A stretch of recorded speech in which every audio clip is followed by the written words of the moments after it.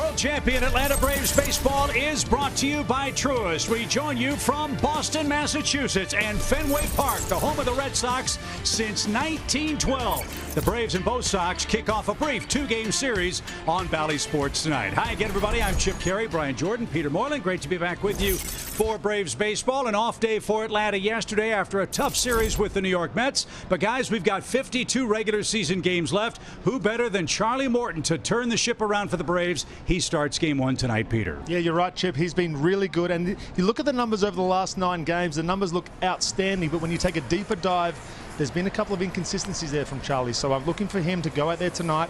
He was really good last time out.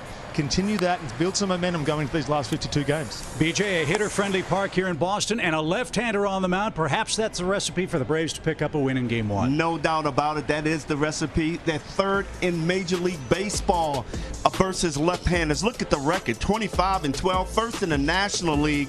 But the 803 OPS, these guys love feasting off the lefties, and they're going to face Rich Hill tonight, the old crafty veteran. He's going to try to keep hitters off balance. You got to make him throw pitches. He first start off the IL, only 3 innings pitched, 4 earned runs. So the Braves have to take advantage of that tonight. It's always fun to play a Major League game at Boston's Fenway Park, and it's the first time Michael Harris will patrol center field and the Green Monster lurking in left field. It's a tricky outfield here at Fenway Park. When we come back, Kelly Kroll will break it down for you as the Braves and Red Sox tip off game one here on Dodge Chrysler Jeep Ram. Xfinity. Supercharge your home with supersonic Wi-Fi, unbeatable internet, only from Xfinity. And by Georgia Natural Gas. Live the greener life.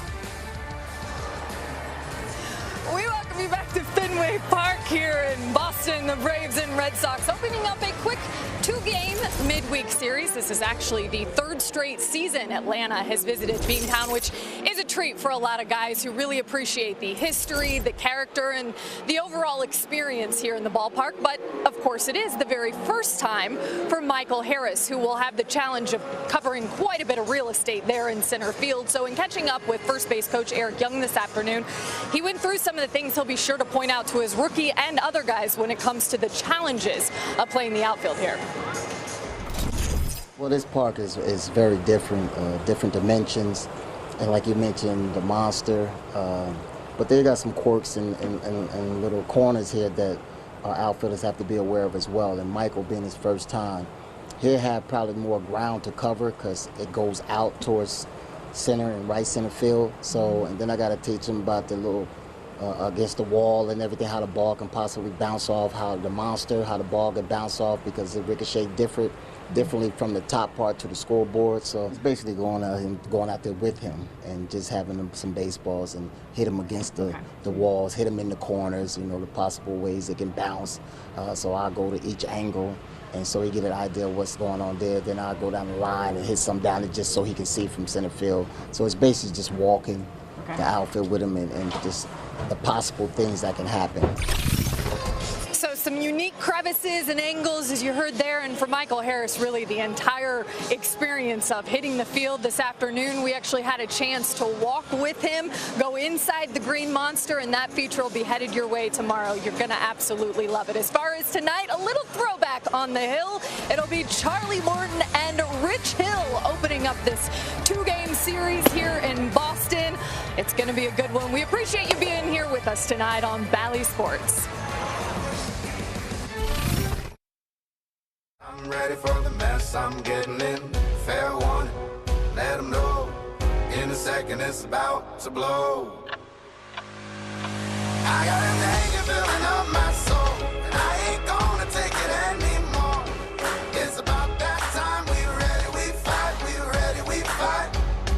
Every day feeling so damn new. Yes, indeed, the world champs are in Boston for their lone visit to Fenway Park, a brief 2-game series. It's been a hot, sticky day here in the Fens. We had a thunder shower roll through about 3 hours ago, and we're told the weather will clear overnight and be much cooler and much more comfortable in game 2 of the series. That said, the Braves are ready to bring the heat in game 1 of this series. Need to get back in the win column, need to put together some good innings against Rich Hill with this Toyota starting lineup. Good to have Ronald back after a resurgent start to the road trip against the New York Mets. William Contreras back in harness, and Robbie Grossman will get the start for Atlanta in left field for Brian Snitker's bunch, and they'll face a veteran guy, 18 years in running for Rich Hill. He's the man on the mound for the Red Sox. He's been around for a long time. He'll change arm angles on you. He'll change speeds.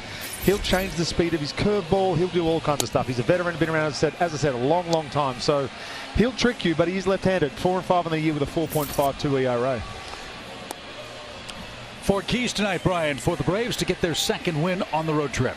Hopefully the Braves learned a little bit from the Mets. Play a little small ball. You're going to be facing Rich Hill, who's a crafty veteran. He's going to try to keep you off balance, work the count. And as far as Charlie Morton, he has to command his curveball today. If he can get ahead with that fastball, he will put guys away with that curveball. And the Braves are catching the Red Sox at a really good time. Boston has not played well over their last 37 games. Only the Washington Nationals have played worse than Rich Hill's club here at Fenway Park. The Red Sox 12-25 with an ERA over 6.5. In fact, we were told at one point they were 6th in the American League in ERA. They've dropped 7 or 8 spots since that time. So pitching's been a problem, offense has been a problem, defense has been a problem. Hopefully those problems continue for Boston in game 1 tonight.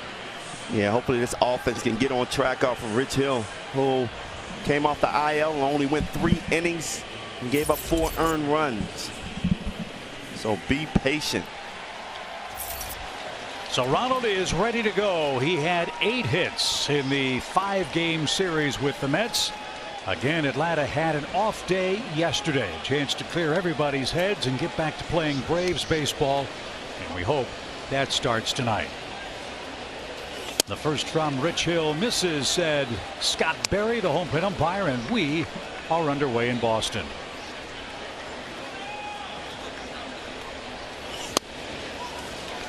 The thing that I love about Acuna is he's just getting base hits lately. In New York, he hit 1 home run straight away center field, but he's getting his base hits, which means he's starting to slow things down, put the ball in play. Had a healthy cut there and fouled it away. 1 ball, 2 strikes. That home run must have felt really nice, especially after the long stretch that he'd been in. Yeah, after he hit it, you could see the weight just fall off his shoulders. He was just so excited, elated about hitting that home run. And now he's starting to put the ball in play. Those home runs are going to come. He just got to keep being simple, play small ball for a while, and everything will fall in place for him. On the ground, that's going to sneak into center field. No play for Arroyo. And Ronald Acuna Jr. has an infield hit, his 9th hit on the road trip. There you go. 2 strikes, play small ball, just put it in play. Good things will happen. With his speed, he can turn a lot of infield hits into hits.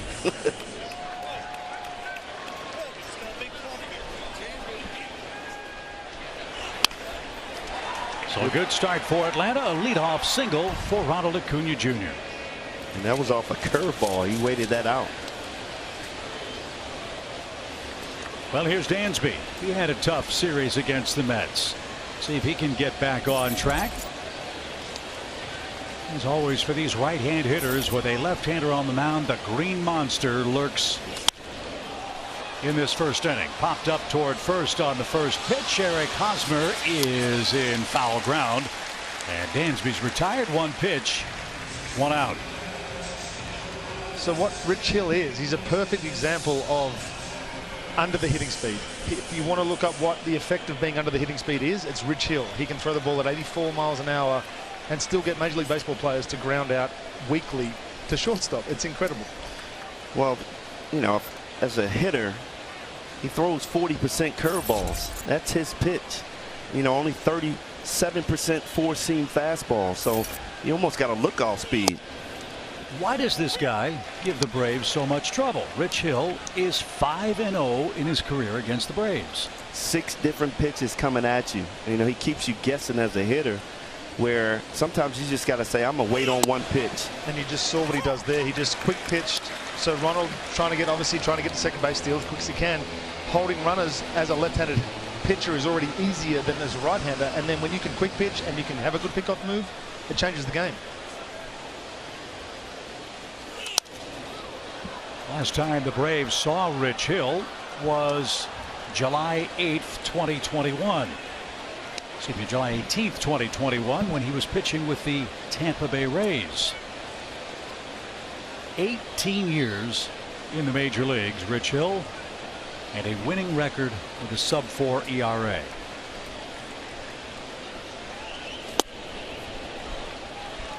Now, I don't know if you saw that. He took off his hat and looked inside his hat.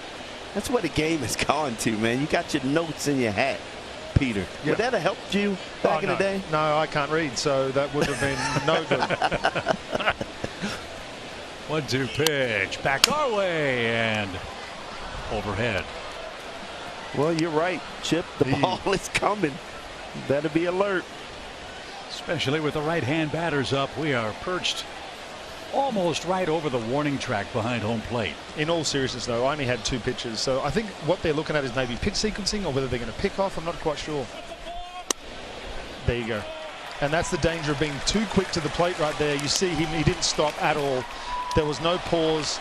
You're trying to be so quick to keep Ronald at first base, and he just balked. So Ben May called that behind the plate. Rich Hill wondered what he did. So no pitch. The count is a ball and 2 strikes. Just see, he never paused. You got to pause. You got to stop. That's what everybody says. Make sure he stops. Well, that was close, man. Looked like he stopped. That's a look of a guilty man right there. So an RBI chance for Riley. And that's out of play foul. It's still a ball and 2 strikes.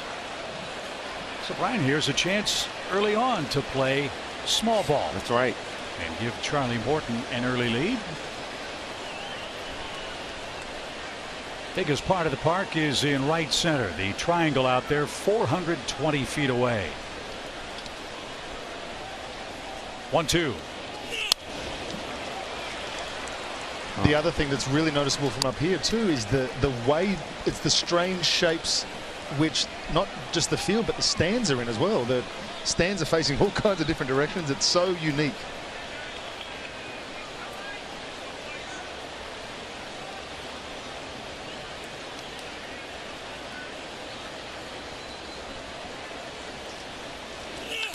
Driven toward right. Diving try won't be caught. Ball up against the wall. Acuna will score. Riley around second, on his way to third. He's going to have a stand-up triple. He goes the other way, and the Braves strike here in the first inning. What a terrific at bat right there. Fouling off a lot of tough pitches. Even though Hill was quick pitching them, he was still able to foul some tough pitches off. And he got this fastball away right across the middle, matter of fact. Got his hands in. Like you said, with runners in scoring position, go the other way. Riley did that. And I'll tell you, I played right field here. You better give quick. Don't try to cut that ball off, because once it gets by, man, that's rolling forever. Austin Riley, a triple. Gotta love it. So now Matt Olson is the batter. A lefty-lefty matchup with Hill, who just dropped down Peter Moylan style and tried to sweep one off the plate. Olson's hit 4 career homers here at Fenway Park. We'd settle for a single. And into the crowd foul.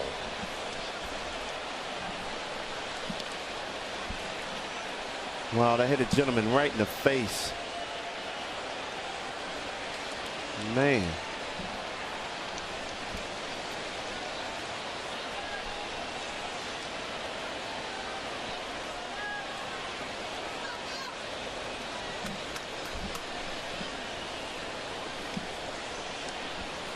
The pitch. That grazed the outside corner. For the Braves third baseman, Matt Olson, 70 RBIs. This is where you got to grind it out right here. 2 strikes. You got to put this ball in play and get Austin Riley in the score. Infield in, shifted right side. High pop.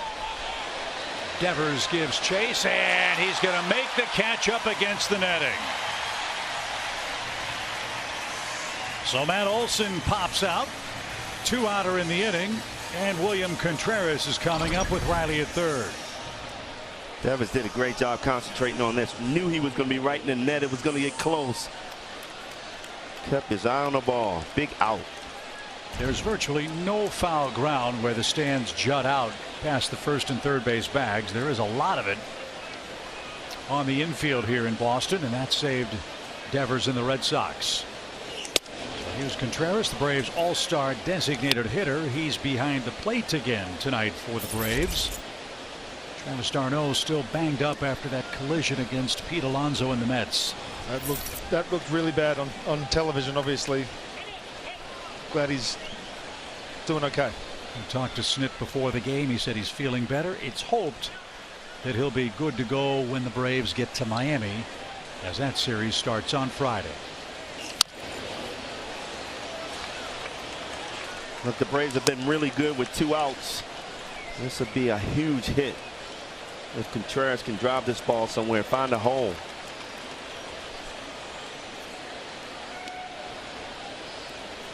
$15 home runs for William. The pitch. Center cut fastball. And it's 1-2.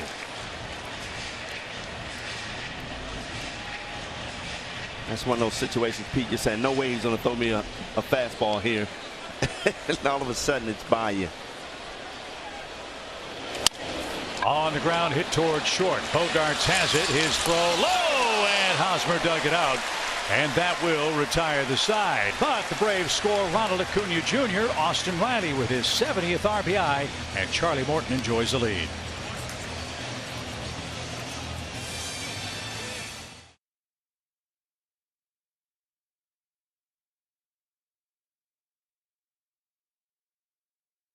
As we head to the bottom of the first inning, the Red Sox are 54-56, last place in the American League East. I don't think anybody saw that coming.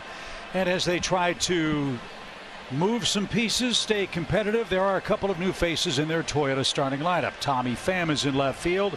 Eric Hosmer came over from the Padres. He's at first base.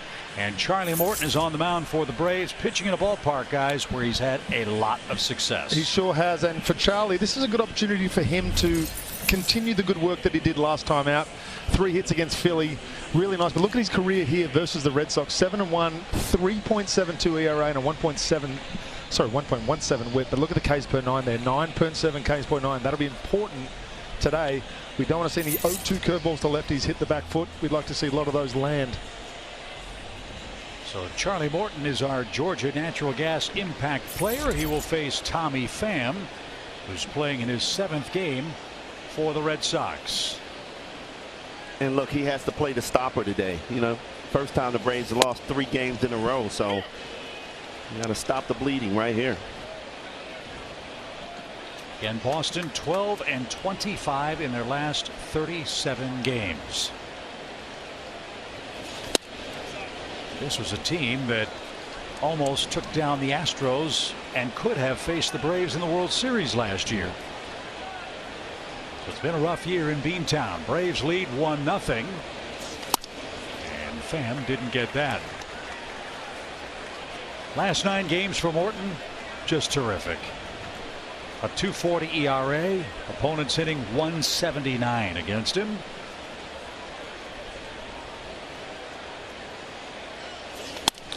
As good as those numbers are, I'm sure if you were to talk to Charlie, he would want to be a little bit more consistent. There's been some inconsistencies with the starts. Good one, bad one. Obviously, if you can run off a couple of good ones in a row, that'll build confidence as well.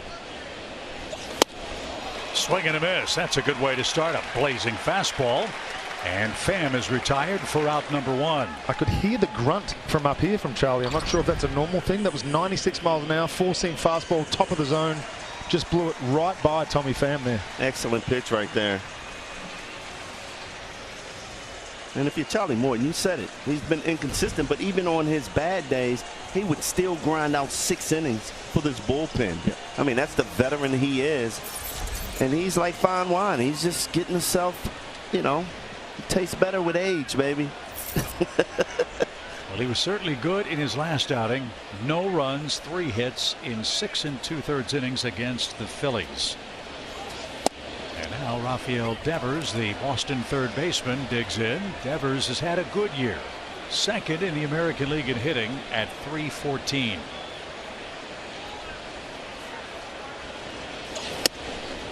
And this is another reason why Boston's been struggling. He's been hurt. Been on the IL for a short stint with the hamstring. You lose Story at second base to an injury.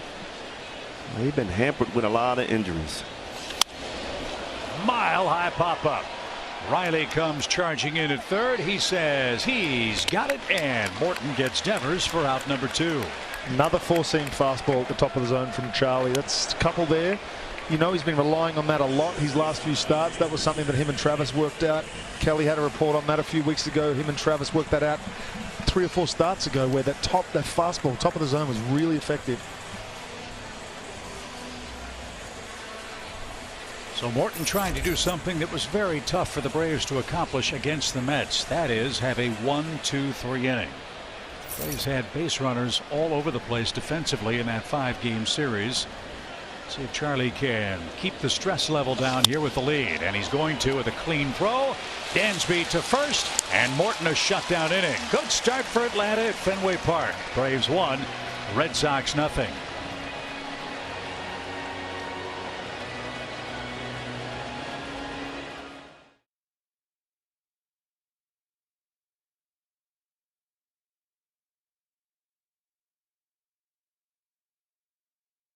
The Braves are home on Monday for another date with the New York Mets. We've got a flash sale for you. Tickets for the upcoming series are 40% off face value. The flash sale is available until tomorrow at midnight. Go to Braves.com/flash sale. Let me tell you something. The Mets fans were derisively doing the chop and the chant after they took 4 out of 5 games. This ball is whistled toward third off the bat of Robbie Grossman. 1 pitch, 1 out. I hope Braves country can come out starting on Monday for 4 games and show New York how the chop is done. Yeah, we definitely need some fans out there. Got to get some revenge on that one. I hated to see that chop. Oh my goodness, just rubbing it in. So here's Marcell Ozuna, 1 out in the 2nd inning. He's our Yellowwood brand bringing the lumber feature, and Marcell has done it against the Red Sox. Wow. You pick a stadium that you love to hit in. This is it for Marcell. 406. The 1-4. Golly. You're loving it. Remember those 3 home runs he hit in 1 game here. This time he pops it up, and Bogart's at shortstop, drifts out. He'll handle that quickly for out number 2. Talk more about Ozuna's great work here at Boston when he comes up again. Brian, you're right. In the COVID season, he had an unbelievable game in this park. Well, he had an unbelievable year that year, but here, I mean, I think that really got the Braves going, winning here in Boston and taking that series. But to see him and Duvall go 3 home runs back-to-back days was unbelievable. So a strike to Orlando Arcia, the Braves' second baseman. His first look at Fenway Park. As Rich Hill, 2 quick outs. You can see what Hill does. He's not, there's no tricks. He's just honestly around the zone a lot with a whole lot of different pitches at a whole different lot of speeds. So it's just about trying to guess, I guess, or trying to find which pitch is going to be the right one, Beach. And you got to be ready to hit because he's quick pitching every pitch. Arroyo at second takes care of the Braves in the 2nd. 1-0, Braves in front.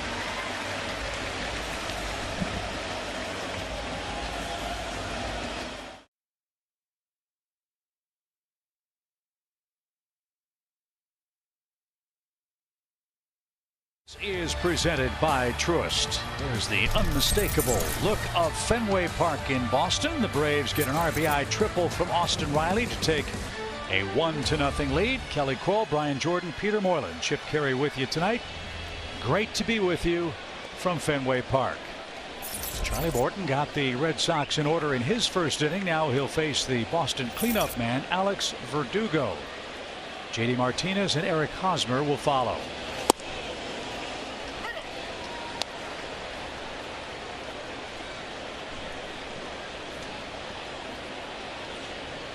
Verdugo is born to hit in this ballpark.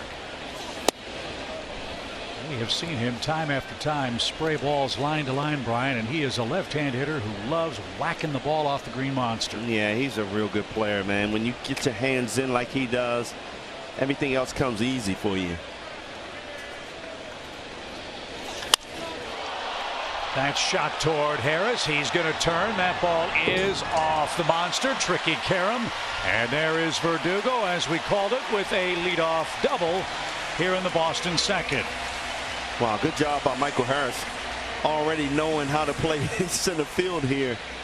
Just backed up off the wall, played it off the wall. I mean, I didn't think he got it this much. That ball just traveled. Excellent play by Harris, being in the right position, right time. The tricky part of that hop was it looked like it hit the lip, the top of the scoreboard that juts out ever so slightly from the monster. And Harris played it well to keep him to a stand-up double. And J.D. Martinez is the hitter.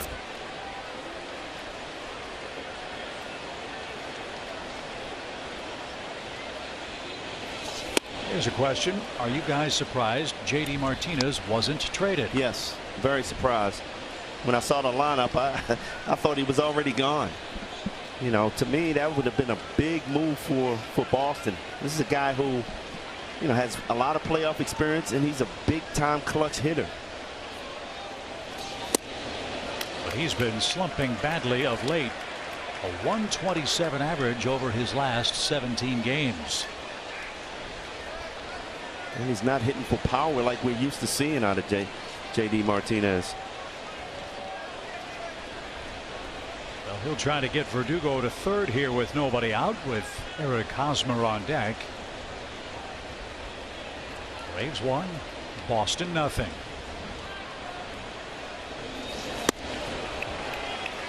If you remember, JD was one of the guys that struggled so badly when MLB decided to implement the no iPad in the dugout rule, because he was so reliant on going back in and looking at that video. He really did struggle. They've allowed it back in there now, and he did pick it back up again, but I just said, Chip, he seems to be struggling again. He's behind in the count here, a ball and 2 strikes.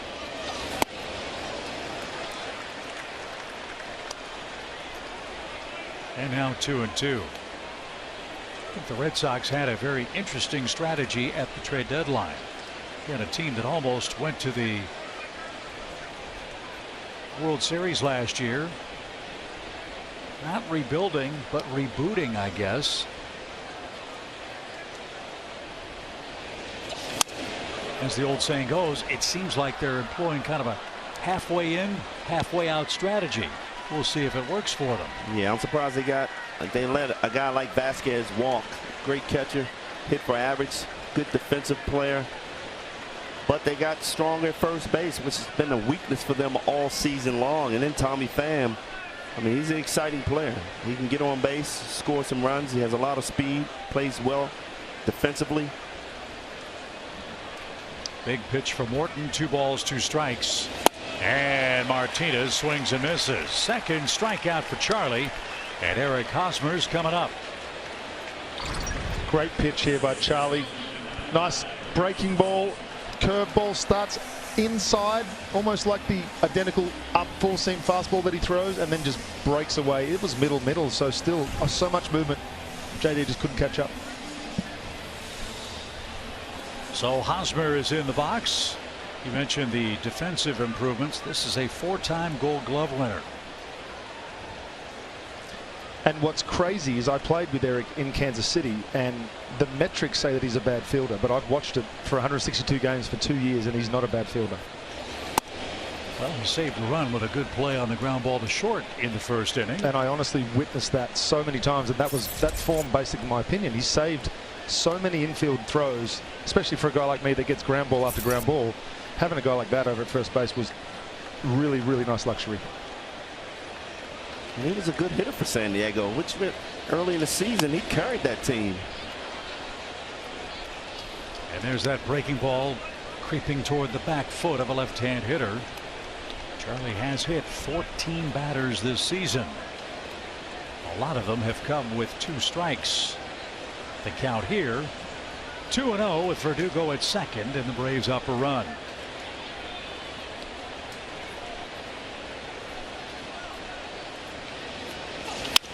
On the ground, Arcia to his right, runner to third, but that costs Boston its second out.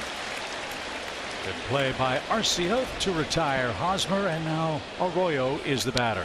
Arcia makes that play look pretty simple, but I'm here to tell you that it is not. Running in on the backhand like that, having to make a transfer and make a strong, accurate throw while on the run too.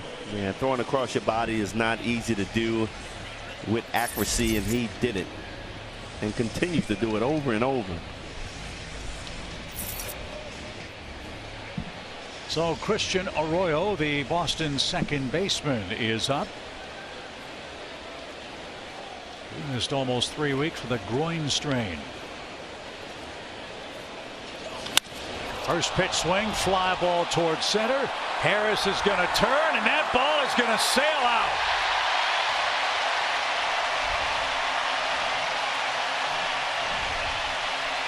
Charlie Morton staring out towards center in disbelief, and Boston takes the lead in the second. Honestly, I'm in disbelief. I didn't think he got that ball. I thought it was just a fly ball in center field. The ball's just carrying to center field right now.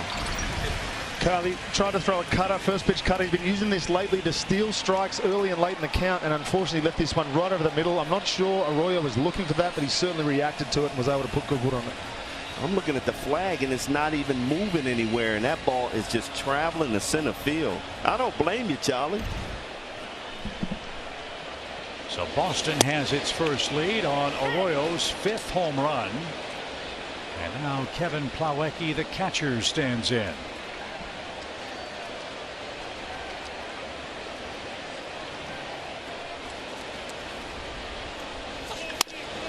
Into the shift, tricky hop.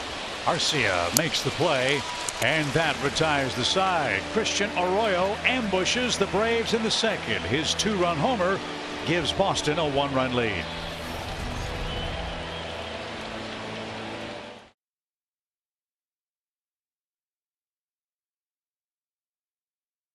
The Red Sox 2-1. Michael Harris leading things off this inning, and hopefully you had a chance to catch our conversation with Eric Young earlier about how he was going to take Michael out to the outfield this afternoon, kind of walk through some of those difficult and tricky angles, if you will, or how the ball will bounce off the monster depending on whether it's up high or down low differently. But EY with some really high praise for Michael, guys, and I thought you'd appreciate this. He goes, you know, what's really impressed me the most about him is the consistency of the everyday grind for this kid. You never really know when they're that young how they're going to handle the highs and the lows, but he pointed out a specific example of when he'll go up and talk to Ronald Acuna Jr. about something. He goes, Michael is always within earshot. He will always be listening to that advice, and he'll kind of look at me and say, I got it. And that just shows his engagement already. Brian, I thought you'd really find that interesting. He's just trying to pick up every little thing and make a difference, and certainly he has for this team so far this season. Yeah, you're right, Kelly. I mean, this guy is willing to learn, and he's so quiet, but he's so sneaky with it because he's going to be around those conversations all the time, learning as much as he can. And then he goes out there and just performs so well and makes so many adjustments. That one off the glove of Hosmer. Arroyo kicks it toward foul ground, and Michael Harris has a leadoff hit to start the Braves' third. Welcome to Fenway Park, Mr. Harris. And the tying runs aboard against Rich Hill. Just had my whole speech loaded up about how he hadn't seen anybody like Rich Hill, and then he hits an absolute laser off Eric Hosmer. Tough play. I mean, that's just Michael Harris. I mean, he's been sitting over there watching him throw a lot of curveballs, and he went up there after taking that drop down slider off the plate. It's like he was waiting on it. Well, the Red Sox have a 2-run homer. How about one here from Ronald to put the Braves back in front? He has an infield hit and had to move his feet there. Ball 1.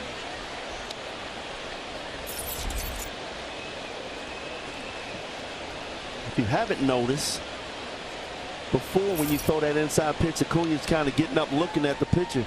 Now it looks like he's starting to get used to it now and say, forget about that. I'm going to lock in and have a good approach. There's also a big difference between 98 and 85. Well, that's true, too. Yeah.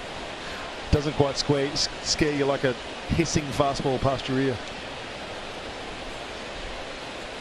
They give Ronald the whole right side of the infield if he can shoot one there. Instead, he almost picked off Ron Washington. With that in mind, Brian, you're a right-handed hitter.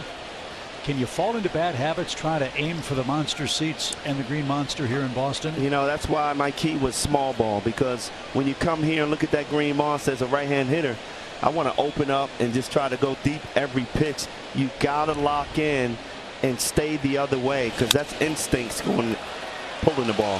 Devers to Arroyo for one, and an around the horn double play. Takes care of Harris and Acuna. Quickly, 2 outs in the Braves' third.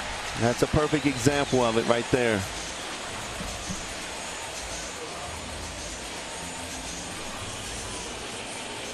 Stay within yourself. Have a plan when you come to Boston, because you can leave Boston in a serious slump. Is it as bad as Cincinnati? When you get to Cincinnati, you see the field, you know the ball flies? It's similar. You just want to try and get pull happy here? Yeah. Okay. In Cincinnati, it'll go anywhere. I mean, you got to hit it pretty far to center field here. Dansby swung at the first pitch and popped out in the first inning and takes a strike here in the Braves' third.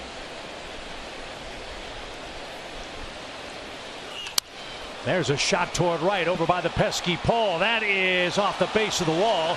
Verdugo, a nice play to play that cleanly. And Dansby goes the other way, continuing his good work on the road. And the Braves have a 2-out threat. A double for Swanson, his 23rd of the year. Just a good piece of hitting. Look, talking about getting your hands in, going the other way. It's just as short in right field to get it past that pole right there. And that's what Dansby was aiming for. Good approach by Dansby. Well, Riley had a good approach. He hit one to right field and tripled home a run. Let's see how Hill approaches this matchup, where again the Braves have been excellent with 2 outs. And he does also have the hardest part of the cycle out of the way. So if he could just hit a homer now, then we'll just worry about the easy stuff later.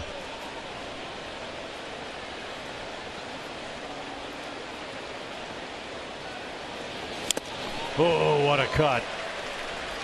And let's take a look at our Zaxby's indescribably good play. The Braves as a team and Riley individually have had great luck against lefties. Yeah, I love hitting against the lefties. 362 average, but 9 home runs, which is tied for first in the league, National League. That's slicing into this packed house at Fenway Park. Braves country well represented in Boston. Braves fans all around downtown. Happy to take part in this 2-game set with the Red Sox. Braves have 4 hits.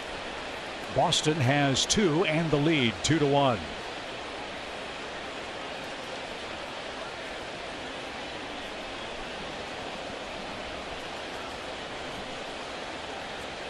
One thing as a hitter, you have to be ready to hit when you get in that box, because when you got a guy out there that's going to quick pitch you, you better be ready. And Riley trying to slow him down just a bit, steps out and now digs back in behind in the count.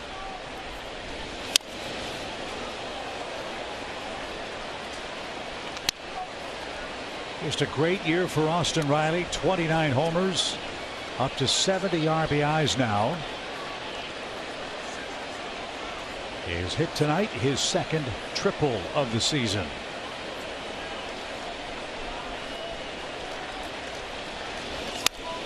And hanging tough.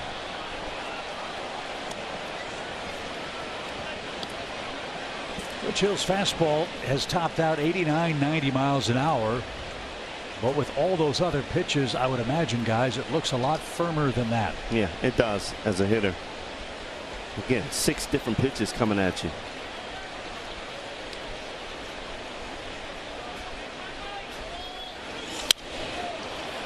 Back our way.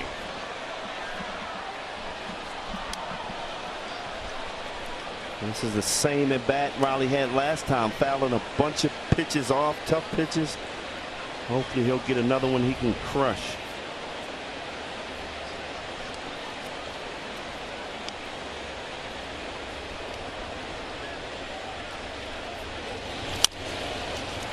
Dribbled foul at third.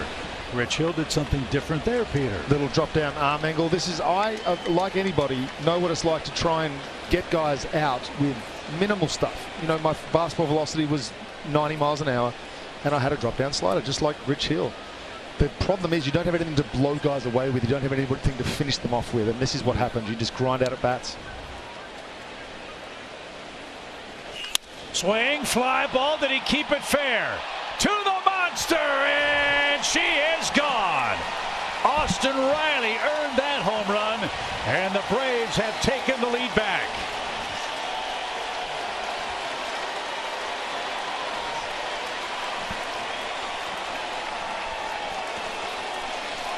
You're talking about grinding and at bat out, waiting for your pitch.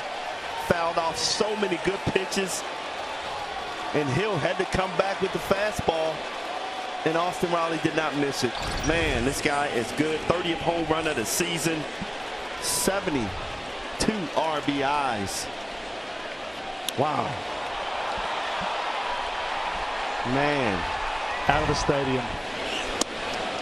So somebody's going to have a broken windshield. There's a parking lot out beyond the monster seats. And Atlanta takes the 3-2 lead. As Matt Olson is a tough matchup for Matt, and he's quickly behind 0-2. All right, so I called the home run. Next at bat, I'd like to see him drop down a bunt for a single. That's or do perfect. that. That is perfect hitting right there. You don't have to hit a home run. Just put it in play with 2 strikes. Great job by Matt Olson. So the Braves fellas looking a little more like themselves at the plate in this game against the Red Sox. That was a nasty slider. Wow. But again, if you're going to position the field like the Red Sox have, all you're doing by throwing that pitch is giving him the best chance to try and hit that ball to left field. The Braves in this third inning have 4 hits, 2 runs. Riley's 30th home run. By the way, he's halfway to the cycle. He's tripled and homered in his first 2 trips at Fenway Park. 3-2, the Braves in front. This ball hammered toward the 420 mark. That ball is down off the base of the wall. Olson is going to turn and burn. He's going to score. Contreras is heading for third. The relay throw will be late. Contreras goes the other way. He's got a triple, and the Braves have a 3-run inning. We talk about Contreras. His power zone is right center field. Being down 0-1, he waited on that curveball. That curveball was up in the zone, and he went right with it. Man, good piece of hitting here. And now we see the speed of Contreras. He sees that ball get down in center field, in the crevice, kicking off the wall.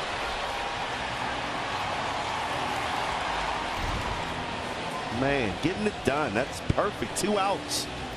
We continue to score with 2 outs. Just hit for the cycle the last 4 at-bats too. Double, home run, single, triple.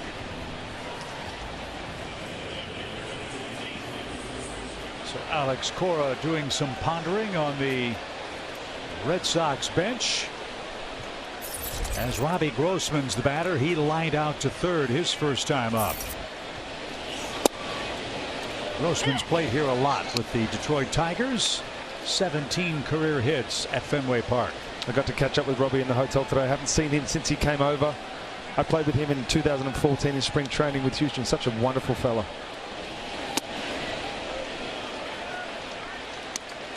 He's wonderful? He's wonderful. Awesome. He's a great human. Did he ask if you moved to Boston with your accent? No. 1 ball, 1 strike. They play him to pull. Grossman 2 for 9 since coming to the Braves. That shaved off a corner. 1-2. Boy, did he hit a bullet his first at bat. Almost knocked the glove off of Devers. But look at what the Braves have done. All of this damage with 2 outs. Bases were empty. Double, homer, single, triple. And that's, guys, when the Braves have been at their best all season long. So the Braves lead 4-2. 3 of the 4 runs have come with 2 outs.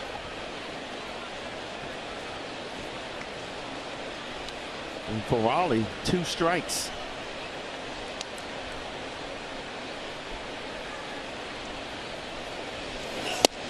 That's straightened up. Robbie inside. 2 balls, 2 strikes.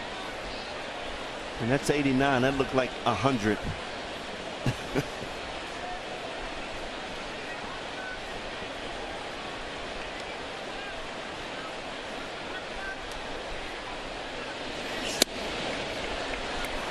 Full count.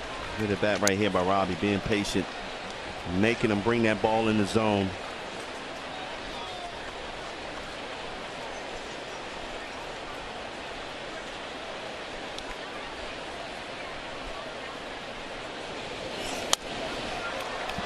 It's almost like you're forcing him to throw his best pitch. You're taking those close strikes for balls, and now he has to come back with that curveball, which he has great command of.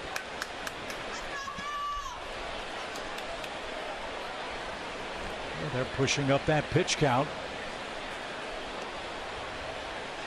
58 on the way, and take it high. Ball 4. 5 straight have reached after the double play ball, and Marcell Ozuna is the hitter. And we talked about Ozuna and his luck in this ballpark. He hit a home run here back in 2020 that I still can't believe it went where it went. Over the center field fence, under the second scoreboard where the center field cameras are. I've never seen a right-hand hitter hit a ball there in this ballpark. And then we got the distance on it, and we didn't believe that was the correct distance. I think they shortchanged it, didn't they? Yes.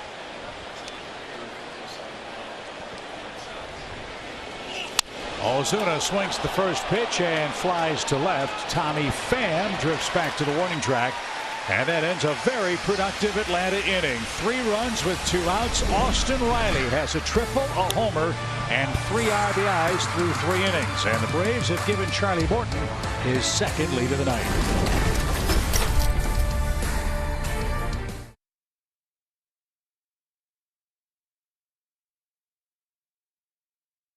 It's 4-2 now as we head to the bottom of our 3rd inning. It's time for our landmark player comparison. 2 veterans are getting after it here in game 1. Well, veteran is the operative word. 38 and 42. A bit young if you ask me. Look at those season numbers, BJ. 15 versus 18, 313 games versus 340. Whole lot of wins there for Charlie, but these guys have been doing it for a long time. 33 years between them.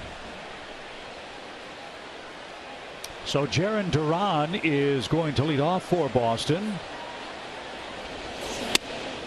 To say that Duran has had an interesting week, Peter, I think would be an understatement, wouldn't you say? He had a tough day yesterday, that's for sure.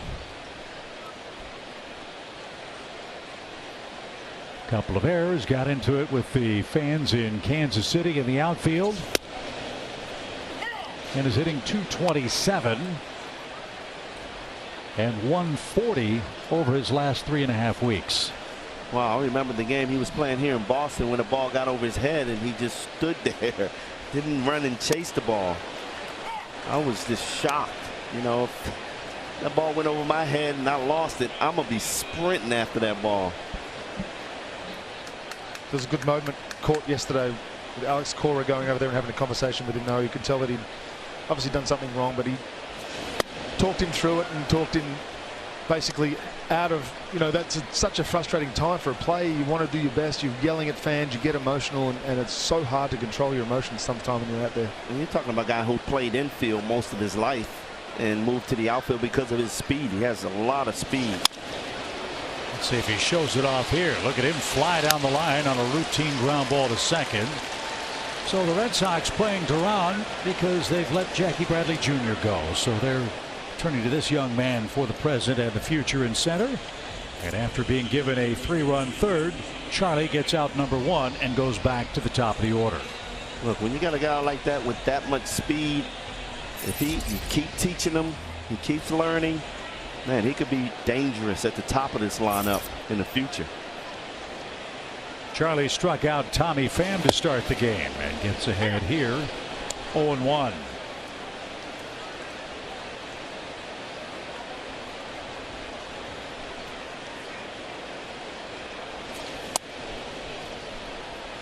Look, the reality of this, I think this is a great move for Tommy Pham leaving Cincinnati.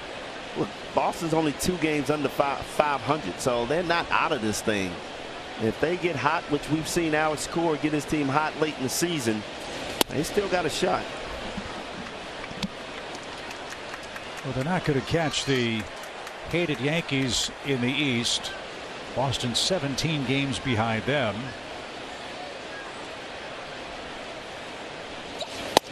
And they're 3.5 games behind the Baltimore Orioles. In fact, every team in the AL East is above 500 except the Red Sox. How about that, man? I'm from Baltimore. I'm just happy that my Baltimore team finally having a winning season so far. They traded their closer, and they've slid someone else in there that's doing a great job. They've got a young team. Adley Rushman is doing unbelievable things since the All-Star break. Yeah, they trade Mancini, who was a great story, returning from cancer and getting it done for Baltimore, fan favorite. But it's a young team that's gelled. That clubhouse is so good that they're going out there having fun, and you know it's great to see in that East. So Baltimore 1 game out of the last American League wild card spot. Toronto, Tampa, and Seattle own those top 3. As his ball hammered towards center, Harris is on the run. He's going to watch that one sail out. The Red Sox have hit 2 homers to straightaway center in this game. The ball is flying at Fenway. It's 4-3. Guys, I just can't believe how the ball is traveling to center field. I'm just waiting for Michael Harris to run back and catch that ball, and Michael's turning around and watching it. See a fastball there from Charlie, just middle, and Pham's been around too long to let one of those go. It's Tommy Pham's 13th home run of the year. And second with the Red Sox. So 2 misses result in 2 Boston homers. And Devers the batter and went around for strike 1.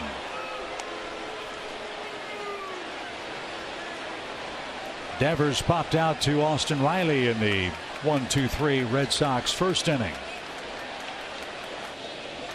And Devers with a long look down at Marty Foster. He didn't like that call. Popped up again. Riley gives chase over near the netting, and he's going to make a play. Devers does it again. He pops out to Austin. 2 outs after the homer. Great job by Austin keeping his eye on that ball. I don't know whether it's a wind or a breeze. It looks like it's blowing that ball away to the outfield here. Good concentration. Excellent play. So a big second out for Morton. Xander Bogaerts hit the ball sharply to Dansby Swanson at short. Where is this guy going to play next year? A lot of guys betting on themselves, guys.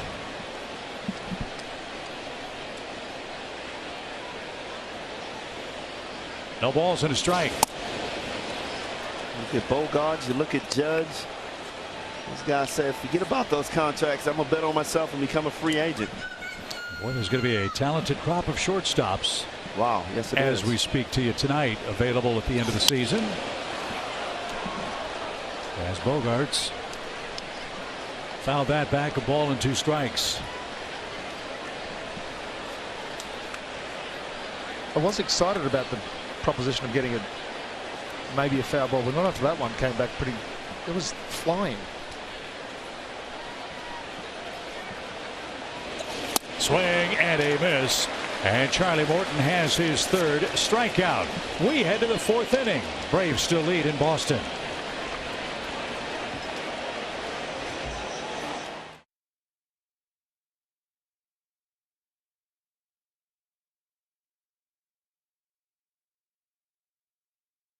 For the Braves in the top of the fourth inning at historic Fenway Park in Boston, a place the Braves have enjoyed playing. That's our Chick-fil-A game nugget. Check out the all-time numbers here at Fenway. 23 and 18, 5 runs per game. The OPS is impressive. Home runs, I think Marcel got most of those himself, but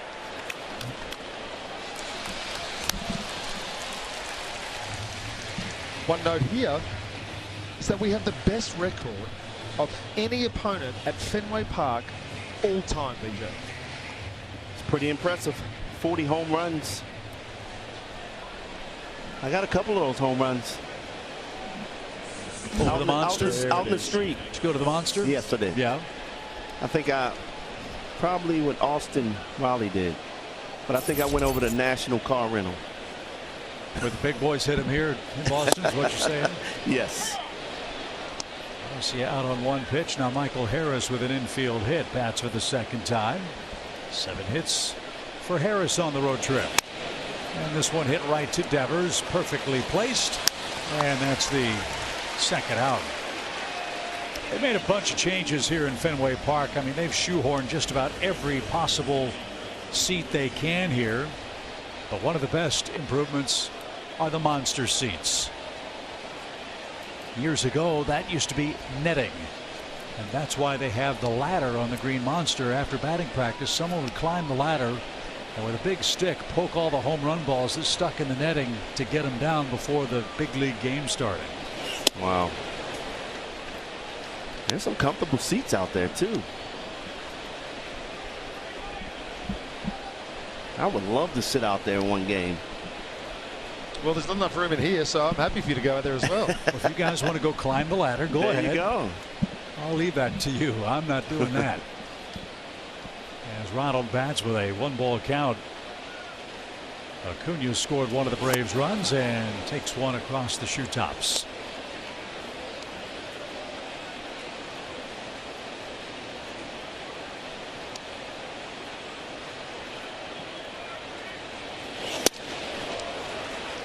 When Hill was struggling last inning, Boston's bullpen got busy. Sawamura was up and throwing.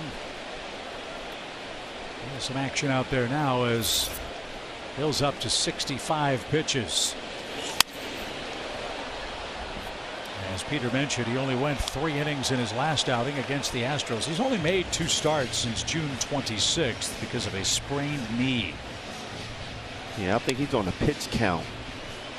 But he got 2 quick outs this inning. But this is the same thing that happened last inning, 2 outs. The Braves opened up. Hit after hit.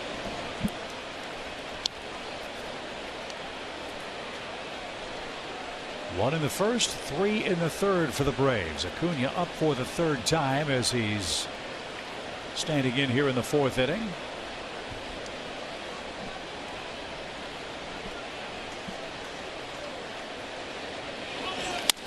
Again to the left side. Bogart's double clutch and a strike to first. And 3 ground ball outs send us to the home 4th. Good ball game in Boston. The Braves lead it.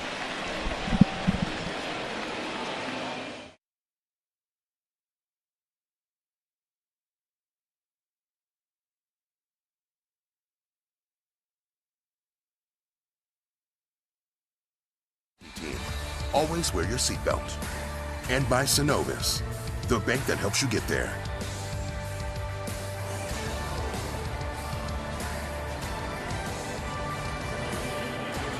Braves lead the Red Sox 4-3 is your score. We head to the bottom of the 4th inning. Fans, Truist Park offers exclusive premium clubs that combine spectacular views of world-class baseball with first-class amenities. Visit Braves.com/premium to learn more and how to join the 2023 premium membership waitlist.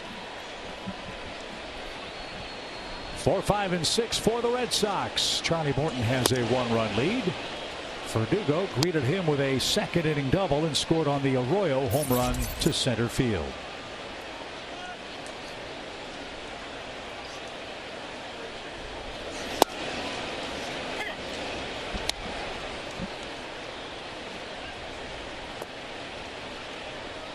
Morton's been efficient, just 44 pitches so far, 29 of them strikes. And there's number 30. First changeup of the night from Charlie there. He's thrown a couple of those cutters, one that got away from him, but that's an important pitch from him, especially second time through, third time through the lineup.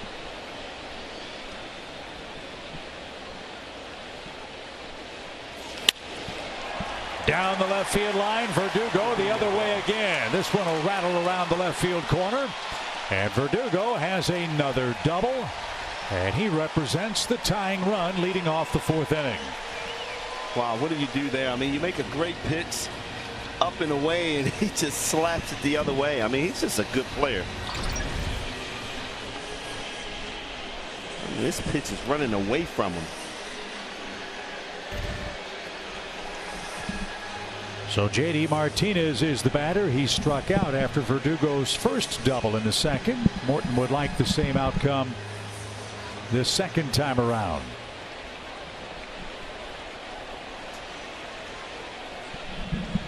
Ought not be any mysteries between Charlie Morton and J.D. Martinez, two long-time American League players. He's getting a steady diet of curveballs. This is the 31st at bat for Martinez, head-to-head with Martin's second most. Excuse me, Morton on the Boston lineup card. Xander Bogaerts has seen him 33 times. Entering today's play. Wind starting to pick up here in Beantown as Charlie's way ahead 0-2.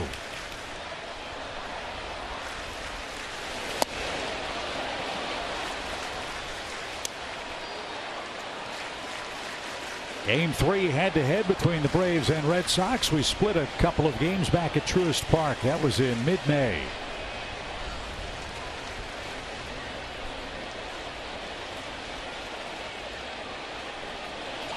Swing and a miss. Martinez has missed that pitch twice. And Charlie has his 4th strikeout, one away. That's just frustrating. Yeah, that's frustrating right there. You know he's going to throw you that slider. You missed the one fastball he threw right down the middle because you were expecting a slider. Then you get that slider, you can do nothing with it. That'll bring up Eric Hosmer, who grounded out and is 0 for 1. Hosmer, a lifetime .354 hitter at Fenway Park. That's another reason he agreed to the trade from San Diego.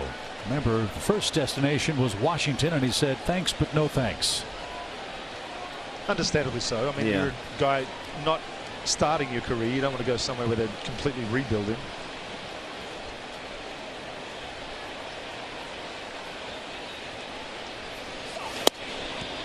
Right there, he couldn't pull the trigger. 0-2.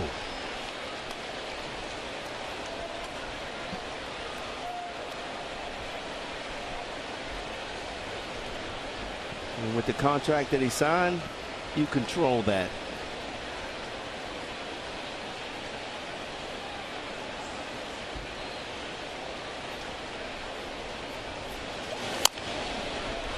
And at first, when that trade happened, I thought he was going to blow the whole trade by saying no, and they wouldn't get things done, but they still got it done despite that, and he found a home here in Boston. Well, if he can hit the ball down the line consistently here, I think he's going to like that. Very short porch where the pesky pole is for the left-hand hitters. 0-2 count. The pitch. That bounced away from Contreras, and that will move Verdugo 90 feet away. Wild pitch.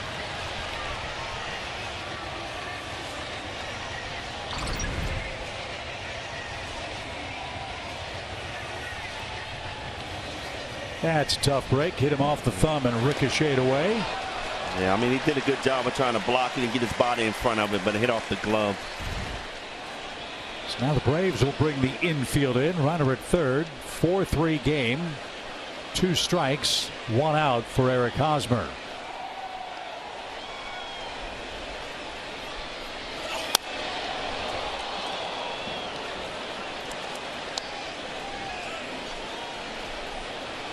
That's a good spot to pitch him right there, up in the zone.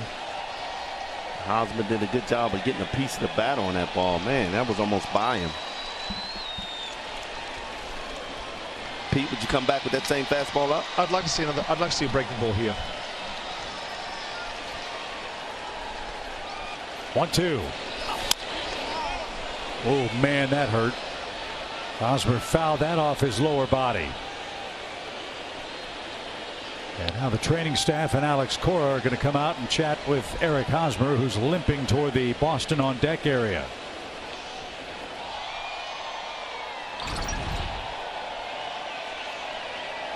Oh, man, that was off the outside of the knee.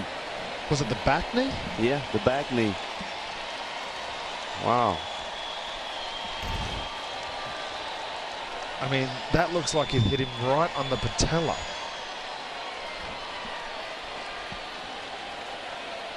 Just moving it though. Yeah, you're moving it, but you're saying, I don't want to get back in that box right now. Oh, man. That's one surgery that I haven't had. What is a knee recovery? I've never felt trying to come back from a knee. It's just, I assume it's like the elbow as far as you use it for everything. Well, this is where you throw the back leg curveball. As a hitter, you know it's coming. So a ball and 2 strikes for Hosmer.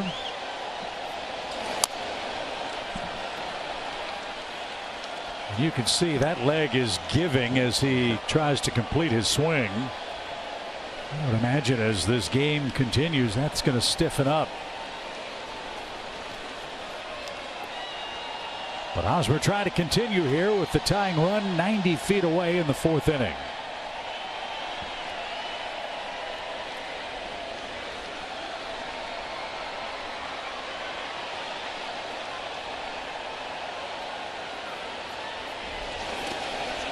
Did he go? Believe so. That was called a strike at the plate, and Hosmer will limp back to the Boston dugout. He does not look comfortable at all. Yeah, I think he's done for the day. And a big second out for Charlie, and Arroyo coming up. Great curveball there, got him to swing and miss. Obviously can't use the back leg, so that was a great pitch, but almost a carbon copy now. Charlie really needs to keep the foot on the gas here. This is where he gave up the home run to Arroyo last at bat. Needing to refocus, make a good pitch. He was very aggressive on the first pitch. Yeah, you can kind of see Alex Cora just kind of saying, I think you're done. Throw some ice on it. Well, here's Arroyo. He ambushed his first time up, but Charlie starts him with a wrinkle. Strike 1. Arroyo 7 for his last 13. Hit a 2-run homer that put Boston ahead briefly. Wind starting to blow straight in now at Fenway Park. The pitch. And a line drive into right field is going to tie the game. Acuna over quickly. His throw is into second. Close play and just a little late. So Arroyo has been punishing the ball with 2 outs, 3 RBIs, and new life for the Red Sox. Good job by Acuna getting to this ball and making it close at second base. But excellent piece of hitting there. You know, getting your hands in, going the other way with a runner on third. That's what you want to see out of a manager. The manager wants to see Arroyo just put the ball in play. Love the quick tag by Dansby. So we're tied 4-4 in the 4th. Here's Kevin Plawecki, and Contreras a nice stop to save another wild pitch. Nothing's come easy for the Braves starter Charlie Morton, who has won 1-2-3 inning. He's had base runners in every frame since.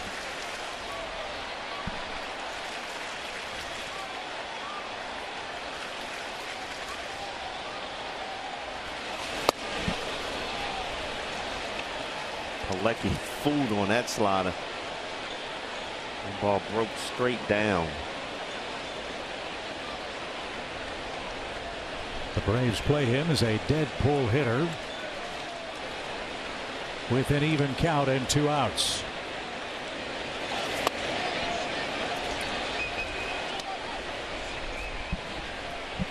I'll tell you this, if anybody hits the ball to center, they're really going to have to tag it to get it out now. There was no wind in the first 3 innings or so. Now a cooling breeze blowing straight in.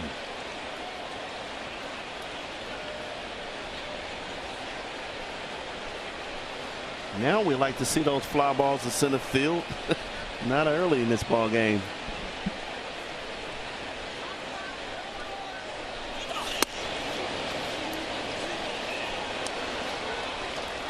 Three and 1 to the 8th place hitter.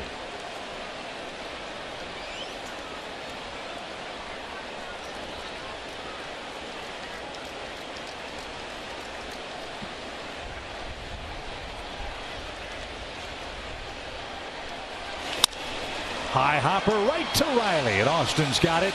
And Olsen handles a low throw, and that retires the side. But Arroyo has had a magic wand with 2 outs. New life, new game. We go to the 5th, tied at 4.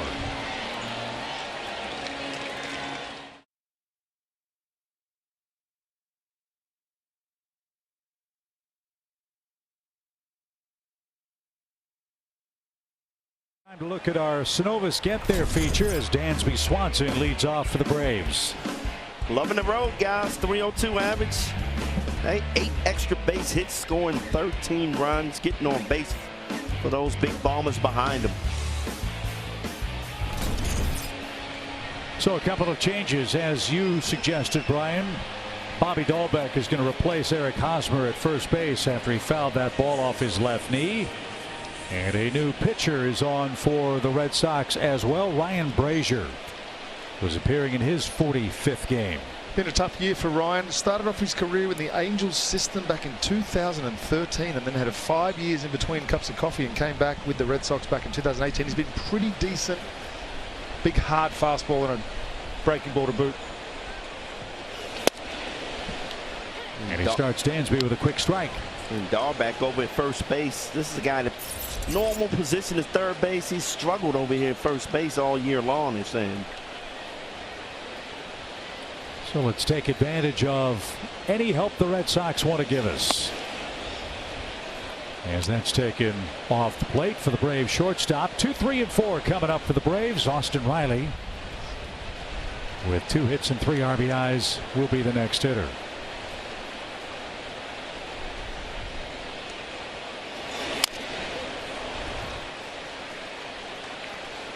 A little different than Rich Hill.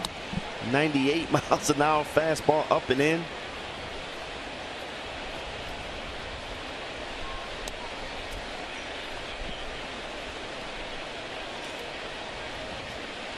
Hill gave up 4 runs, 7 hits, a homer, a balk.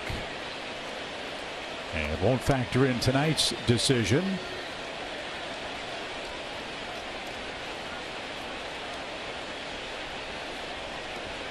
The 1-2 pitch.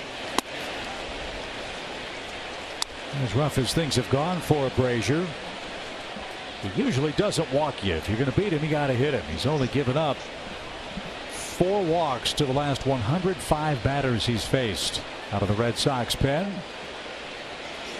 But he's 1 pitch away from adding to that. And this is when Dansby Swanson's at his best. 2 strikes. We've also seen he hasn't been able to throw any breaking pitch close to the strike zone. So if you're Dansby, you've got to be sitting dead red heated right here.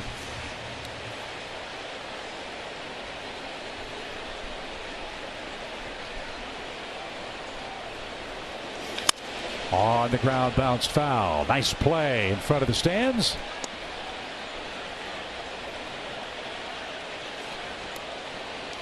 Is it tough to go from a Rich Hill to a Ryan Brazier in the one game?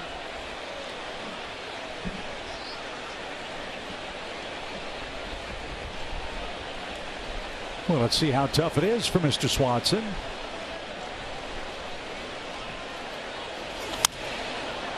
Linda pushed that into the upper deck here at Fenway Park. In the same game, you come up, your first at bat, you face Rich Hill.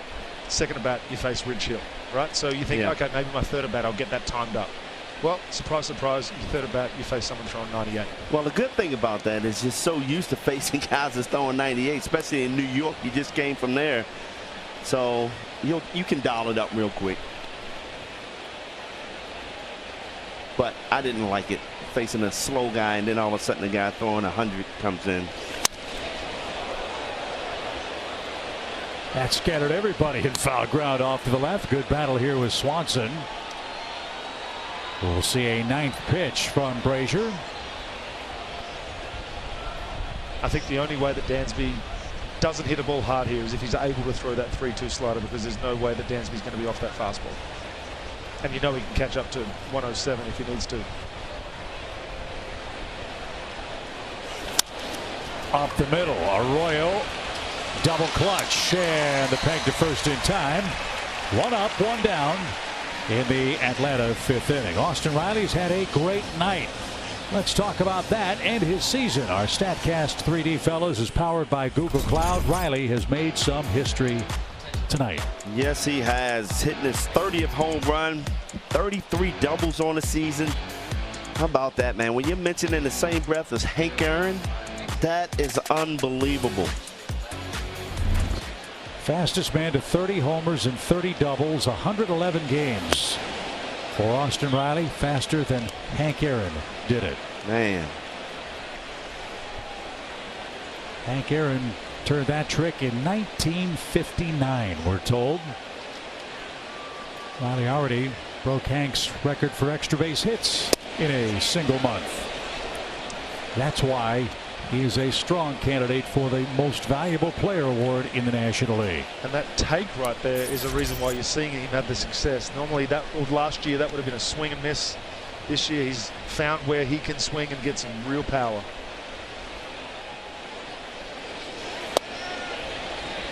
Well, that's the first slider he got over for a strike. In a 2-0 count too. That's shows you a lot about where his head's at. That's a great pitch.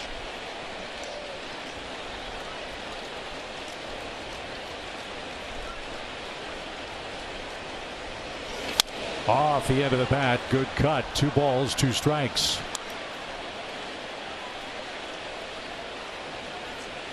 This kid must have some tough luck pitching, because he has some good stuff. He comes right at hitters. Like you said, Chip, he doesn't walk guys. Hit me if you can.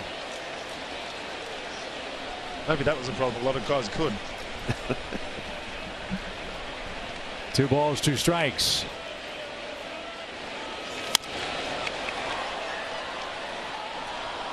When Riley's doing this, you just get the sense that he is reeling in whoever he faces. Lefty, righty, soft tosser, hard thrower.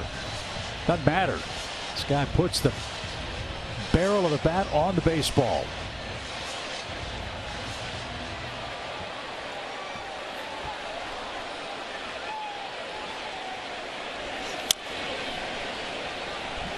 Too close to take. Fought off 96 above the hands. Yeah, up and in.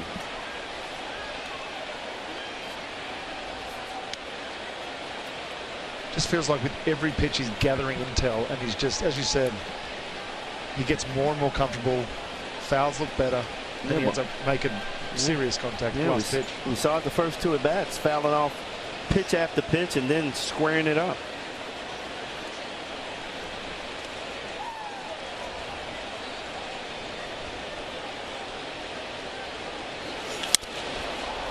Popped up into shallow right. Verdugo is going to get there.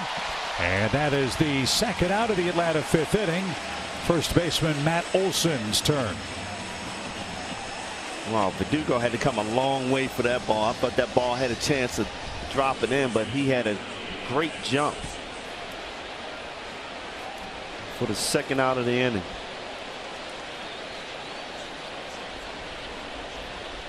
Matt Olson went the other way for a single in the third inning. He scored on Contreras' triple. They still shift to the right side for Matt. He had a healthy cut and fouled it back.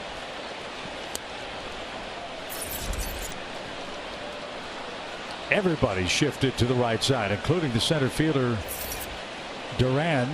If Olsen aims at the 379 sign, he might run forever.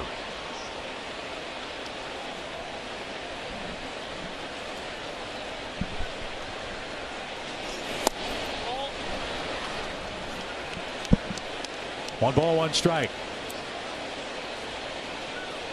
Braves 4, Red Sox 4. Fifth inning, game 1 of 2. Kyle Wright and Nick Pivetta will work in the nightcap tomorrow evening.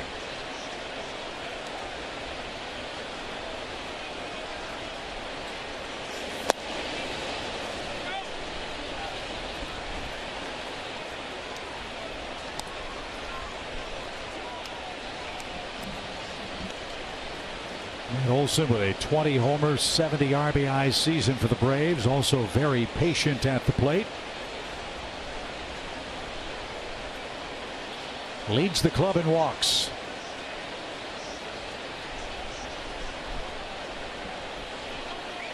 .36 doubles for Matt as well. He's on pace for 84 extra base hits himself this year.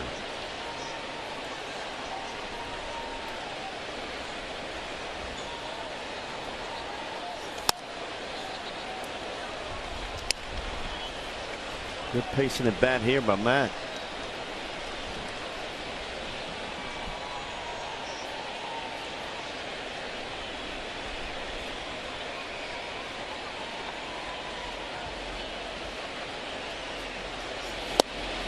Made him throw a strike. It was a slider, and the count is full. He certainly found that pitch now.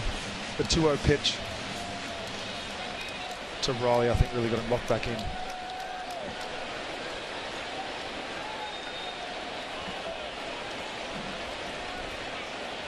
Brazier peering in with the 3-2 count. And a mile-high pop-up. Dahlbeck over near the stands has to readjust, but the wind will push that into the seats.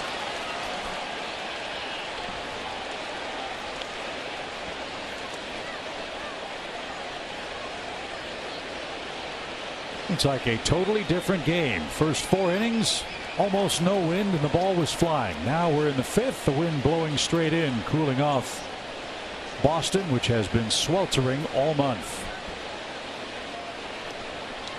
It's been pretty hot here, man. Just walking down a couple of blocks was tough to do. Olsen takes a walk. There you go, Matt. Keeps the inning alive. William Contreras is the hitter before he gives the Braves the lead. Here's a word from Zaxby's. Try Zaxby's chicken finger plate with tongue torch, Zax sauce, or any of our sauces.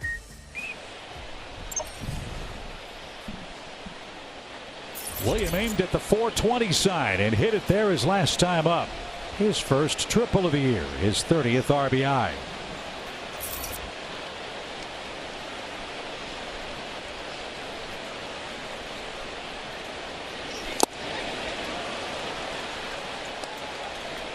A 96-mile-an-hour sinker. Well, it's like you said, Peter, when you face Rich Hill, you got to dial it in right now. Get that bat head through the zone. Another sinker topped at the plate. That's why Brazier's into the game. Look, the Braves have hit the second most homers in the major leagues, only to the Red Sox arch rival Yankees. And they've hit one tonight from Austin Riley. Braves now with 168 home runs.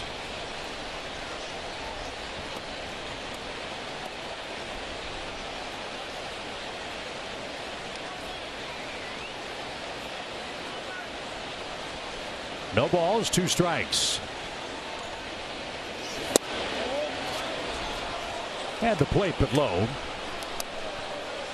Brazier thought he deserved that pitch right there, Peter. He's walking off the mound. Sometimes you're just trying to sell it. Is that what he's doing? Selling? 100%.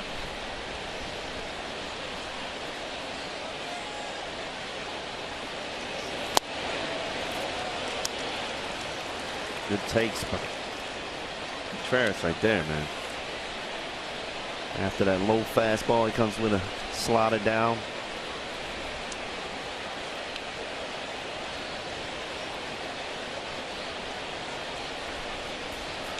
Maybe a kiss for luck. I was just about to say, don't fail me now, bat.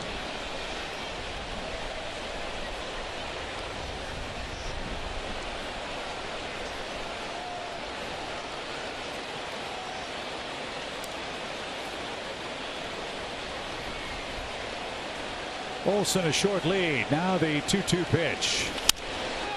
Popped up again toward right and playable for Verdugo. And that will end the Atlanta 5th inning. The 9th place hitter leads off for the Red Sox. We're still tied in game 1.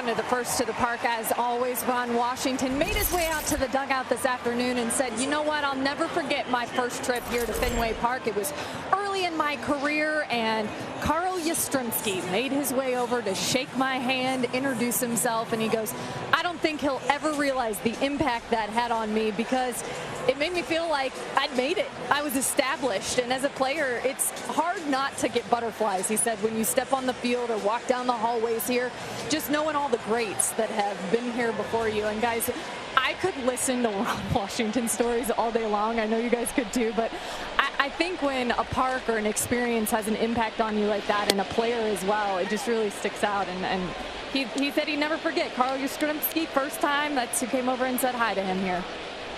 That's a pretty good guy to welcome you to the team, man. Carl Yastrzemski, one of the greats here in Boston. You remember your first time here? Here in Boston? Yeah. No. Well, we go to the bottom of the 5th. But I do remember 99 playing the All-Star game here, man. It was one of the best ever. Speaking of Carl Yastrzemski and those greats, to see Ted Williams come out on the field in the golf cart, I don't think you could get any better than that as far as an All-Star game. Yeah, watching Tony Gwynn guide Ted Williams and all the players meeting him in the middle of the diamond, that was one of the greatest moments in All-Star game history. Played out here at Fenway Park. The 1-2 pitch to Duran is tomahawk toward the bullpen. Acuna on the run. He is not going to get it. Jarren Duran has hit a home run, and Boston is back in front. They've hit 3 homers tonight. Wow, we was just talking about this young kid with all that speed, and he turned that pitch around. Wow.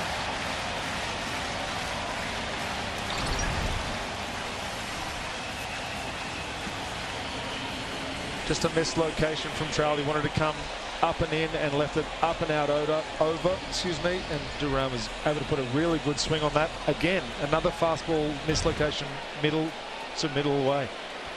And all of them have been hit out of the park for the Red Sox. And you can see Charlie's reaction at the point of contact. He knew that was trouble. Yeah. I mean, that was a good swing on the fastball. I mean, I thought that was a pretty good pitch. I mean, that was up and away from this kid, and he got the head out there and pulled it. Must be something in the scouting report that says to try and have it come up and in, because they're really trying to get that ball in. So guys, the troubling trend for the Braves over the last 6 games, the starting pitching has been roughed up a bit. Yeah. Pitching to an almost 7-point ERA in the 5 games with the Mets, and the 5 runs allowed by Charlie here with nobody out in the Boston 5th. Got to get that straightened out. Yeah, I mean, you look at the Mets series, Wright gave up 4 home runs in that game when he pitched. Now you see Charlie giving up 3 here. So the Red Sox are back in front. It's 5-4. As Tommy Pham, another Boston man with a home run. That one came in the 3rd inning with 1 out.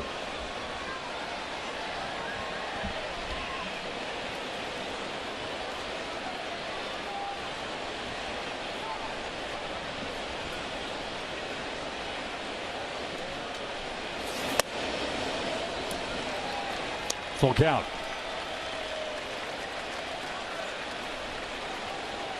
And Charlie Morton, a 7-1 career mark against the Red Sox, undefeated at Fenway Park. He's now down a run and has a man at first after the home run. So Pham earns ball 4. That's Charlie's first walk in the game. And now you've got trouble. Devers, Bogarts, and Verdugo are looming. And you got good speed on the base pass from Tommy Pham. Gotta watch him from stealing the bag. Rick Kranitz is going to get somebody warmed up in the bullpen here.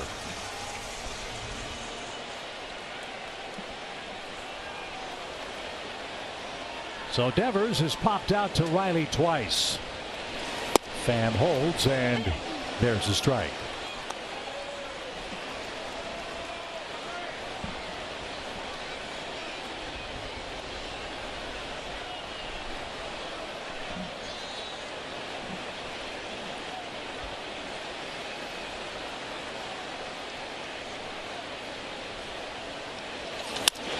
Olsen, nice play. Now they've got a run down. There's the force out and a double play. Well done by Matt Olson. That clears the bases. Pham just stopped. There was nothing he could do. I think Pham was trying to get Matt to run towards him to try and stay in a rundown. Smart play, honestly, but then Matt knew just to throw the ball to second. Dansby made the turn. 2 outs, 1 pitch. My best friend. Excellent instincts right here. That ball was pretty high. He went up and got it and made the smart play like you said. He didn't let Pham trick him. 2 smart plays by Matt on this road trip. Remember the first inning up in New York, the Brandon Nimmo play. That's right. And the Braves messed up the tag play. It turned into an out. And Morton, after the home run, gets 3 outs on 2 pitches. But Boston has taken another lead, 5-4, as we go to the 6th.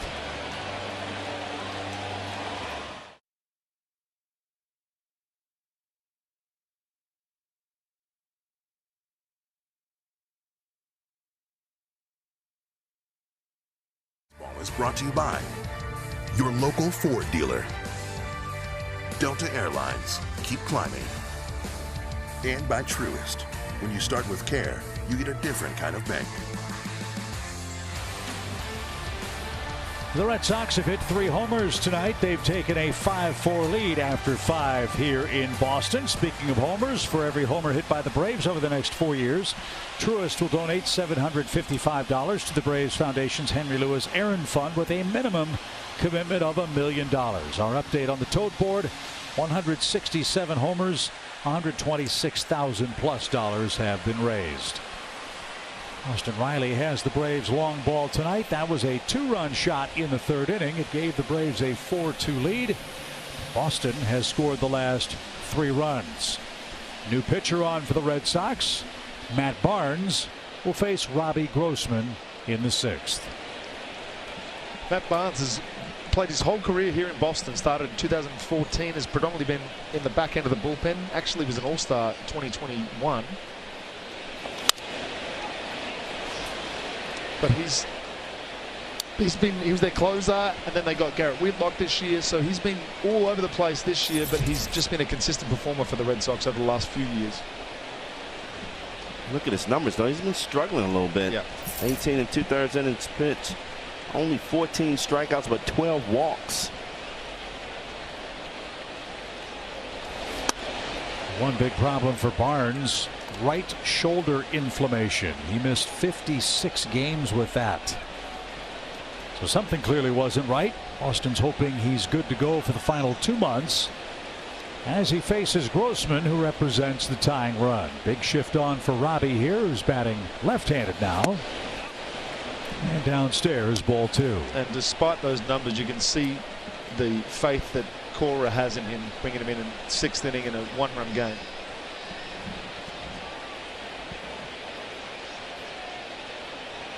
Grossman's hit the ball hard once. He lined out. He walked in the 3rd with 2 outs.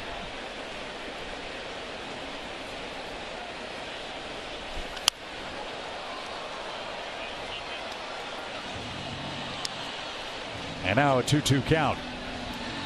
We'll keep you updated on the Mets score. They are hosting Cincinnati tonight. That one 0-0 in the third inning up at Citi Field.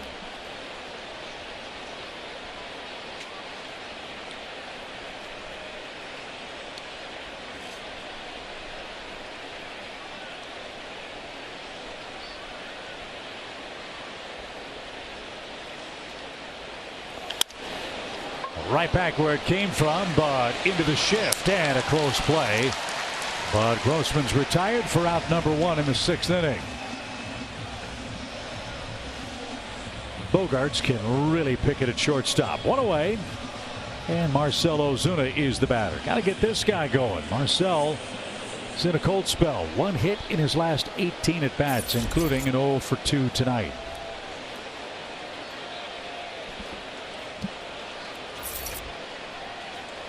He's popped out to short and he's flied to left. Marcell got off to a good start early in the season, but he's kind of tapered off big time. Well, you hope this ballpark will get him going. As we told you coming into this series, Ozuna with 7 hits, 4 homers, 9 RBIs at Fenway Park in very limited duty.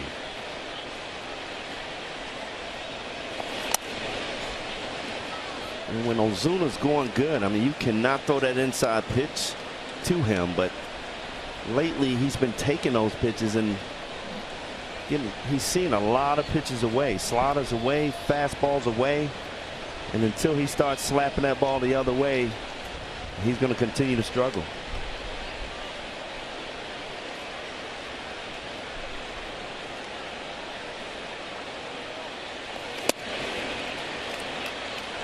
Well, they're trying to get him to chase. So far hasn't in this at bat.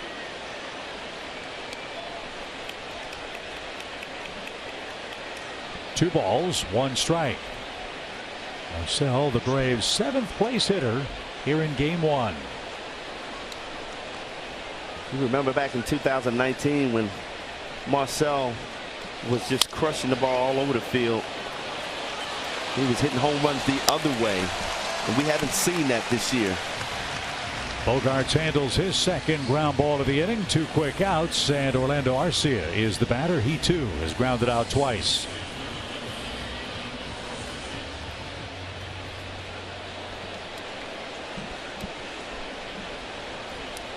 This game's like Wrigley Field when the wind's blowing out, like Citizens Bank Ballpark. Anytime you play there, a 1-run lead at Fenway Park is almost nothing. Hopefully the Braves can come back and steal the lead back here in the middle innings. There's Barnes with a big fastball at 96. Gets ahead of the Braves' 2nd baseman. Whatever was the problem with Barnes, he seems to have fixed it. That fastball's got a lot of life to it tonight. The cutter looks pretty good too.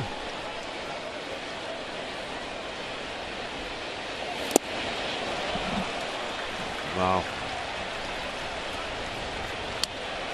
Throw a fastball down in his zone for a strike, and then you come back with that pitch. It looks good out of his hand, and that ball just took a dip.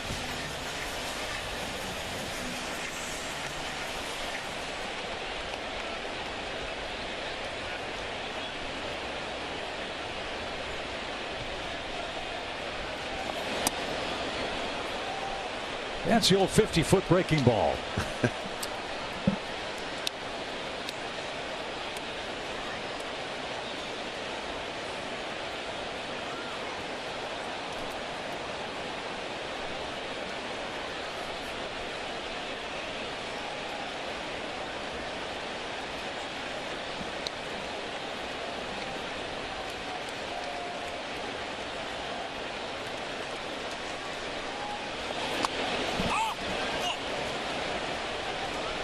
Two and two.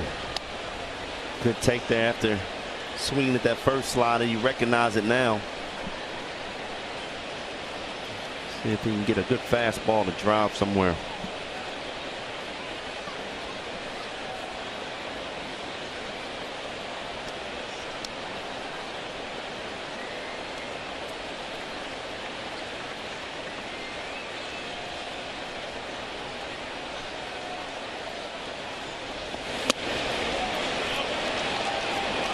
Good work to battle back from 0-2 to make it 3-2. And that baseball obviously defective for Matt Barnes, so he wants one with a strike in it. Braves want Michael Harris to come up with a runner aboard and 2 outs. He's waiting on deck. Peter, you have to throw a fastball here, huh? He has to, yeah. With the lack of control that he's had with that breaking pitch, he's got to be sitting all over the fastball.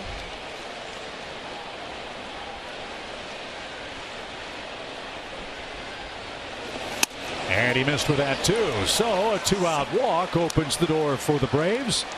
Michael Harris is 1 for 2. Let's see if he can go into launch mode and put the Braves back in front. Before he does that, here's a quick word from Delta.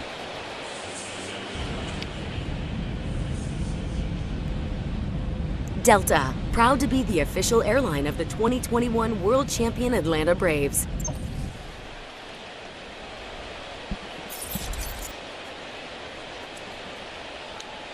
Love Michael Harris in these situations. Yeah. 2 outs, needing a big hit. All year long, he's been productive. Short lead at first, the pitch. What's really been fun is not just the production, Bryant, but when he's provided the production. As the game has gotten later, his average has gotten better.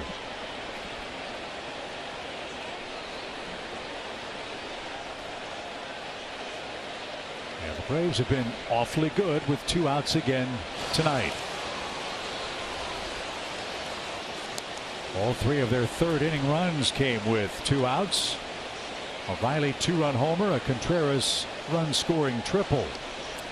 I don't think we've seen the best out of Harris yet. As the season continues to go on, the more pitches he sees, he's just going to get better.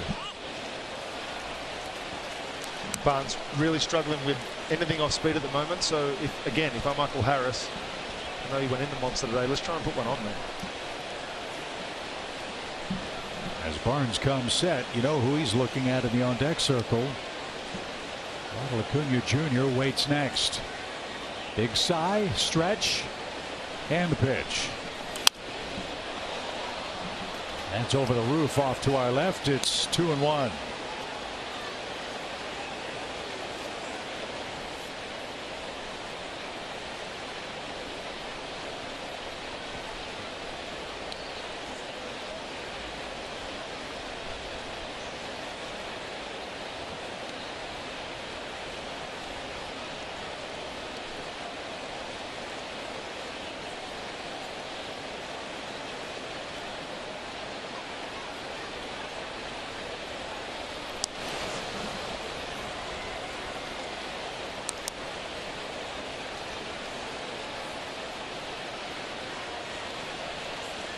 One thing I would love to see as Acuna gets hot and continues to work on his hitting is in a situation like this, Michael Harris has dropped down a bunt down to third base, keep the line moving, give Acuna a chance to get that big hit. That stayed high and tight. 3 balls and a strike. So Barnes got 2 quick ground ball outs, now a walk, and a 3-1 pitch with 2 outs.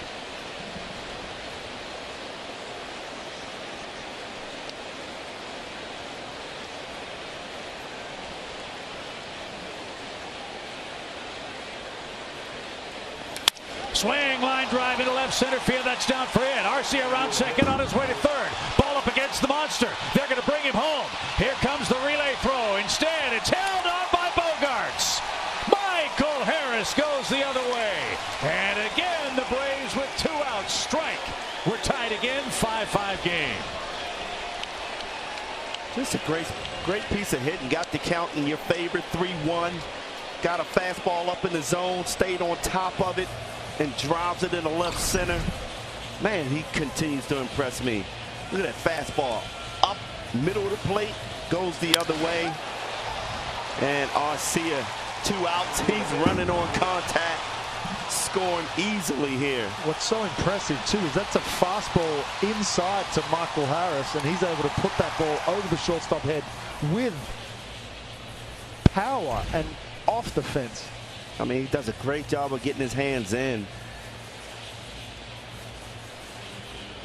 So the Braves get a 2-out walk, and Harris drives home his 34th man. Arcia flying around the bases, scores the 5th Braves run. And now we're in a spot where a single from Ronald could put Atlanta back in front. Again, I continue to say it. Michael Harris in those big situations, he delivers almost every time.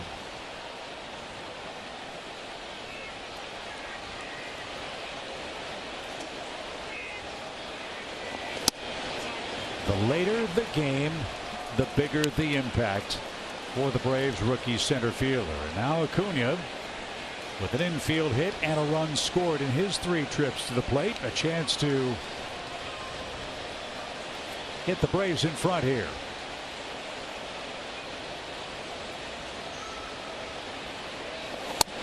And Barnes, after the first 2 outs, guys, is a different pitcher. Yeah, he's lost command of all pitches right now. He's trying to overthrow the fastball. He's cutting that slider short. And right here, Acuna. Hitters count. Be patient.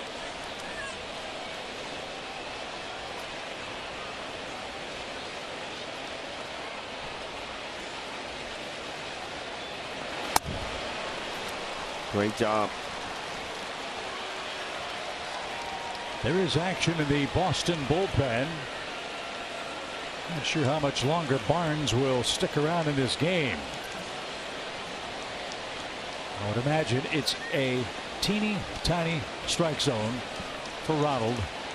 3-0. Let's see. Wow. Whoa. Generous strike. 3-1. Acuna ought to be at first base. On a pitch that he hasn't even landed close to the strike zone, he's going to give him this 6 inches outside and a 3-0 count. Yep, bad call. Keep your composure, though. I'm trying, Beach. And there's another walk. So 2 walks, a double, an RBI, and Dansby Swanson is coming up. Fenway faithful not happy with Barnes. Dansby Swanson, this is where he has shined, and it looks like Alex Cora has seen enough of Matt Barnes, who got the first 2 outs but has surrendered the Boston lead.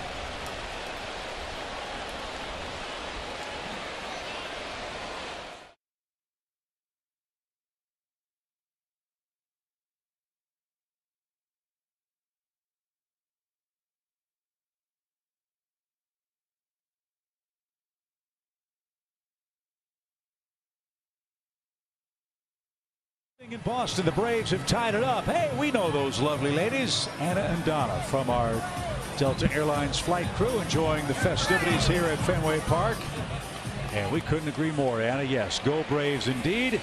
As Boston goes to the bullpen once again, Hirokazu Sawamura is on. He's really struggled at Fenway Park. He has struggled of late, and Peter, he has struggled getting out of messes. He sure has. He's given up a lot of runs, almost 50% clip. He's giving up other people's base runners, which, as a reliever, that haunts you for days. So a hit gives you the lead with the speed aboard as Dansby takes strike 1 from the Boston right-hander Sawamura. A 5.55 home ERA over 24 1/3 innings. 4 of the 5 Braves runs have come with 2 outs tonight. Right man, right place. Dansby Swanson has had a lot of success this year in this situation. Pickoff play. Wow. And back safely Harris. I really hope he didn't drop a knee in, man, because it looked like he was trying to block the base. It might have been just his glove. Close play, though.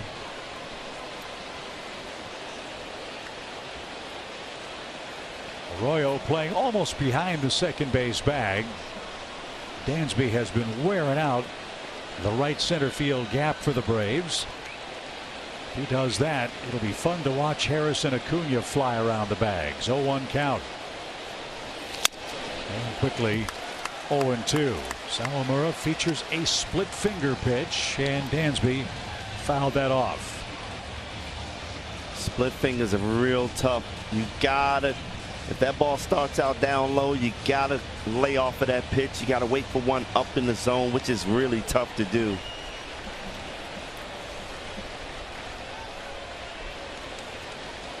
Arcia walked with 2 outs. He scored on the Harris double. Acuna walked, and now Dansby. 2 strikes, 2 outs, 2 on.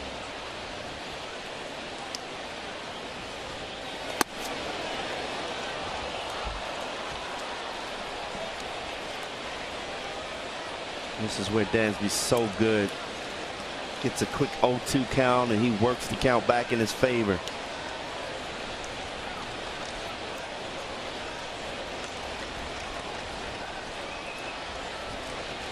Back and forth we go in Boston. Game tied 5-5.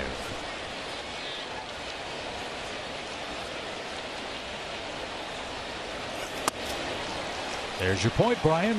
Even count. Yep. If you get Dansby on, Austin Riley, who's had a great night, waits next.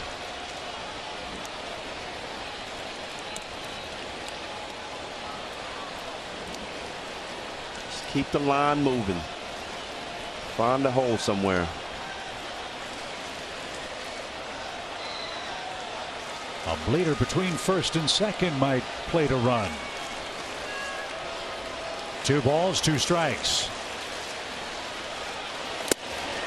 Outside corner, and that's the inning. So Sawamura strands a pair of Braves base runners, but Atlanta got a 2-out walk and a Harris double to tie this game in the 6th.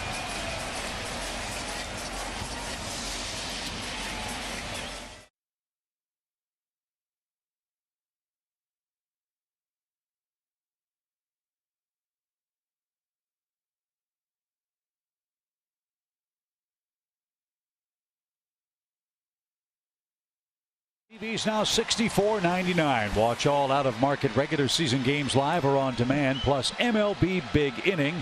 Blackouts and other restrictions apply. Visit MLB.tv for all the details. All right, Charlie Morton, your offense has gotten you back tied. He goes to work in the 6th inning here at Fenway Park with the 4, 5, 6 hitters coming up. Let's see if he can find a way to get Verdugo, who has doubled twice and has scored twice.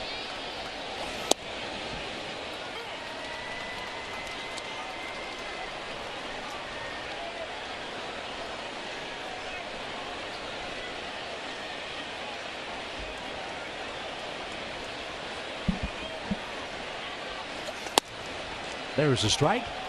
It's 0-2. Charlie has had 1, 2, 3 inning. That was the very first inning of the game. He threw 9 pitches. Now with 81 of them. That's a strike not called. 1-2. Trying really hard to hide my frustration, but it's just the inconsistency is just infuriating.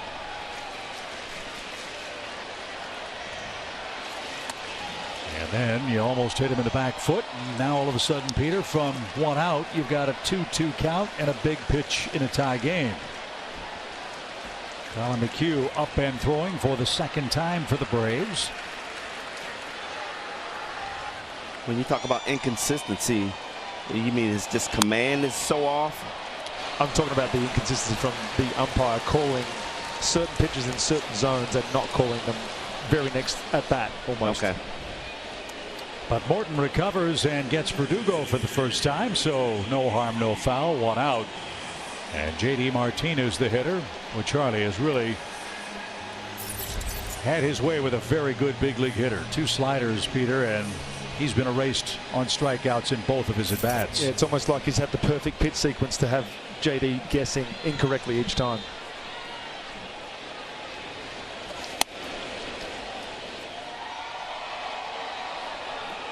Yeah, JD is sitting there saying he's going to throw me nothing but sliders, and that's when that fastball is going to be snuck right by you.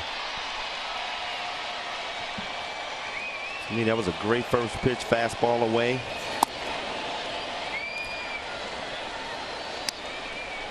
Didn't follow it up with that slider I thought he would. Only 86 pitches. He's been really, really efficient despite the couple of mistakes. There you go. Gets him back in the count. 2 balls and a strike. When JD's going good, that's the kind of thing they can do. I've faced him a lot over in the American League when he was with Detroit, and he did a really nice job of being able to stay inside on my sinker and drive the ball to the right center gap, something that he's struggled with so far, especially the last couple of weeks. When he gets in trouble, like a lot of right-handed hitters, you see a lot of pull towards the left side. Well, we're catching Martinez at the right time, as we said, hitting 127 over his last 17 games. Wow. And 0 for 2 tonight, and 2-2 his 6th inning count. I don't think I've ever seen a hitter study hitting like JD Martinez does. In between the bats, he's in there taking notes, making sure that he remembers every single pitch that he's faced. Overcooked that one and a full count. Kind of see the frustration in Charlie's face right there.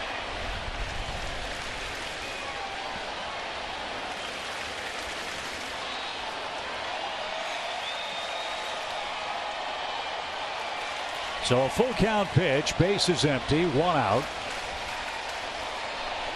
And another slider. He's got the hat trick. 2 quick outs in the 6th inning. And Morton has struck out 6 hitters tonight. And as a hitter, man, you know what's coming, and you still can't hit it. I mean, it's just one of those days for JD Martinez. Well, 18 games worth of days, but Charlie Morton really has his number. So Morton 6 strikeouts. He's gotten Martinez 3 times. And now Bobby Dahlbeck is the hitter. If there's a kid that's built for Boston, it's Bobby Dahlbeck. He came up here, had some success early on, struggled a little bit. I actually played against him when he was on Team USA back in the World Baseball Classic qualifiers. That's out of play, foul. Well, if I remember correctly, he had a lot of success off of us last year when we came here to Boston. And in 19, I remember. Hitting for power. 11 homers this year. And bounced foul. He's down to his last strike. Is Bobby Dahlbeck.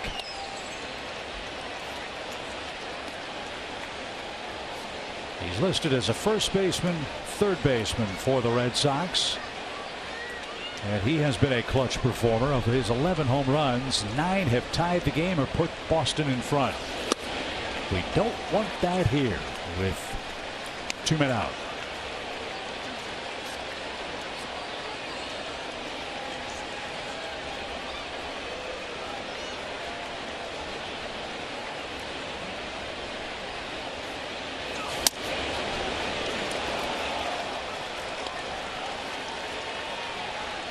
Arroyo has been one of the hot hitters for the Red Sox. He's got 3 RBIs. He's on deck. Want to face him with the bases empty.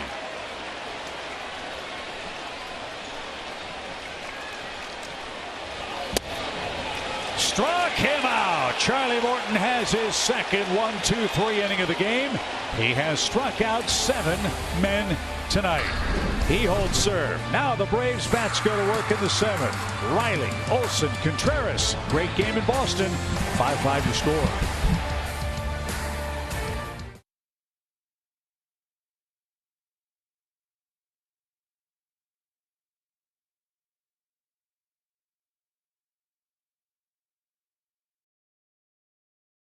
Charlie Morton had a much needed 1-2-3 6th inning. 7 strikeouts of 5 different men in his start tonight. And now the 3, 4, 5 hitters are coming up for the Braves. All they've done is pick up 4 hits, a homer, and 4 RBIs combined. That starts with Austin Riley, who has tripled homer run, and he's hit a 2-run homer over the Green Monster. That came in the Braves' 3rd inning.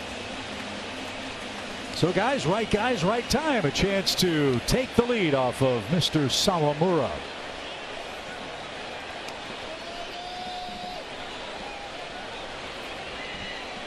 Who has taken over the Red Sox team lead in innings pitched in relief.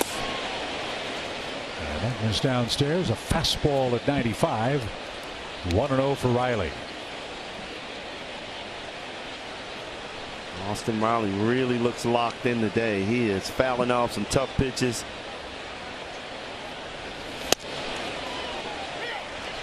Good pitch outside, down and away.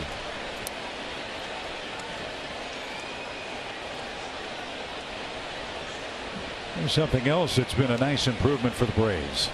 First, the 1-1 count.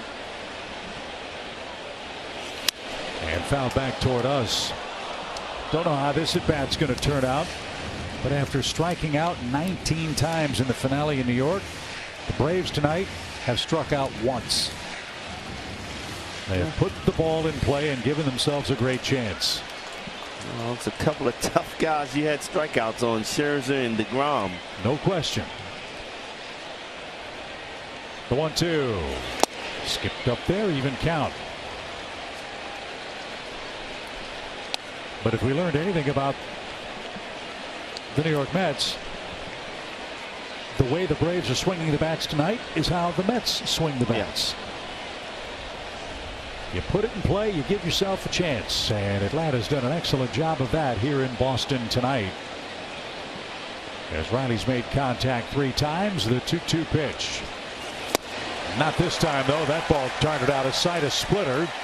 And Sawamura has struck out both Braves hitters he has seen tonight.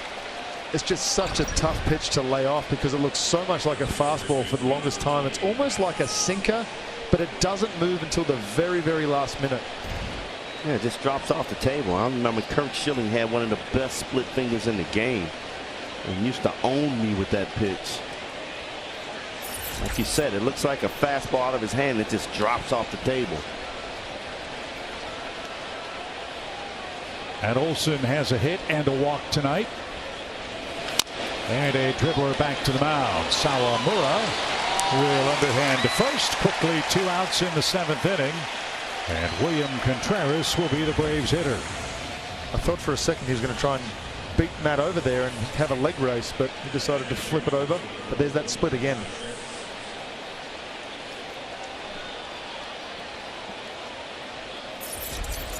Contreras tripled to right center. That highlights his night, his first 3-base hit of the season. It was RBI number 30. He scored Matt Olson in the Atlanta 3-run third.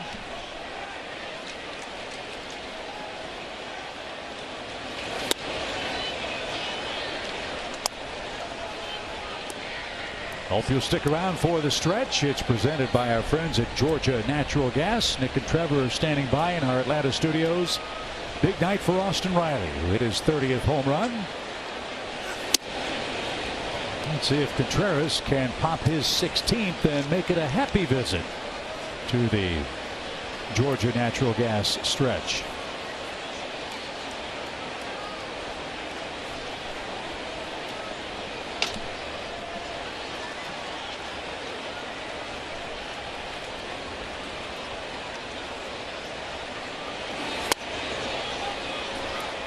Good at bat by Contreras, laying off that split. It's a tough split to lay off. Inside pitch.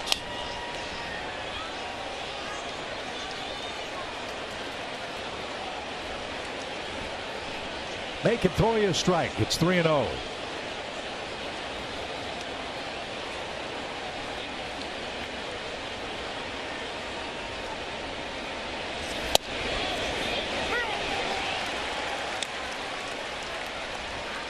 Travis thought that was tight. Yeah, I think 3-0 is like automatic strikes.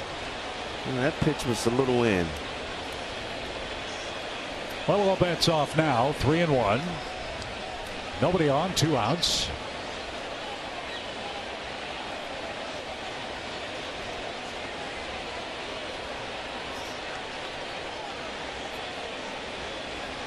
Get that split up in the zone. Hopefully Contreras can do something with it.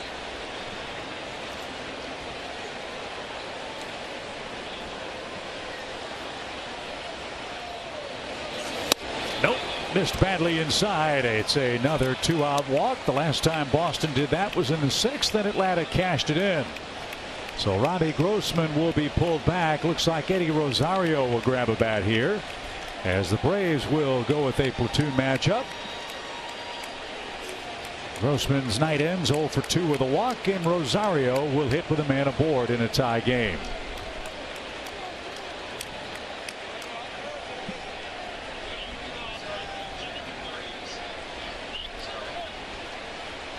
And he's been on a nice run at the plate of late for the Braves. Let's see if he can poke one down the right field line.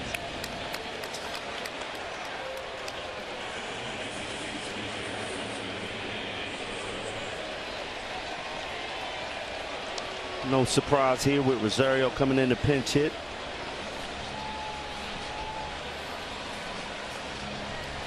Pitching coach and interpreter will come out as Sawamura and the Red Sox talk strategy while they figure out what to do with Eddie Rosario. We step aside for a quick word from Academy Sports and Outdoors. With our free in-store assembly and pre-assembled grills and smokers, buy online at academy.com and pick up in-store. So keep those grilling plans at Academy Sports and Outdoors. So Sawamura has his instructions. Peter, it's interesting. Grossman switch hits. He would have batted left-handed against Sawamura. Eddie Rosario bats left-handed here. Yeah, we went out and got Robbie Grossman because of his numbers against left-handed pitching, but we know what kind of damage that Eddie can do against right-handed pitching. That's kind of that platoon role they had set out for that left field spot, but Eddie's been so good against right-handed pitching. Yeah, Grossman's a switch hitter, but he's struggled left-handed, so I think this is a good move. You know, Rosario can hit righties and drive them out of the ballpark. Down and away, 1 ball, no strikes. Baseball is full of 0-4 or 5-4 or 6 for 6, right? Small sample size. Rosario 0 for 10 of late. But if you look at the bigger body of work since he's come back from the eye surgery, he's really had an impact on the Braves offense in a good way. He's ahead in the count here. 1 ball, no strikes.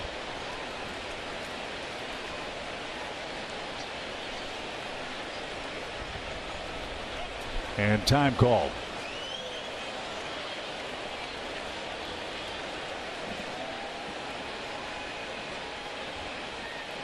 Is it just American League Baseball where so many delays and timeouts called? Peter, you played in the American League a lot. No, because we've got the DH in both now, so it's not a matter of more offense. It's just, I think it's just the Red Sox. Off the plate, 2 balls, no strikes. The Yankees and the Red Sox are going to be the 2 teams that I think are going to be affected by the pitch clock the most. Just because they've got into a rhythm where they just feel like they take longer than everybody else and their games last longer.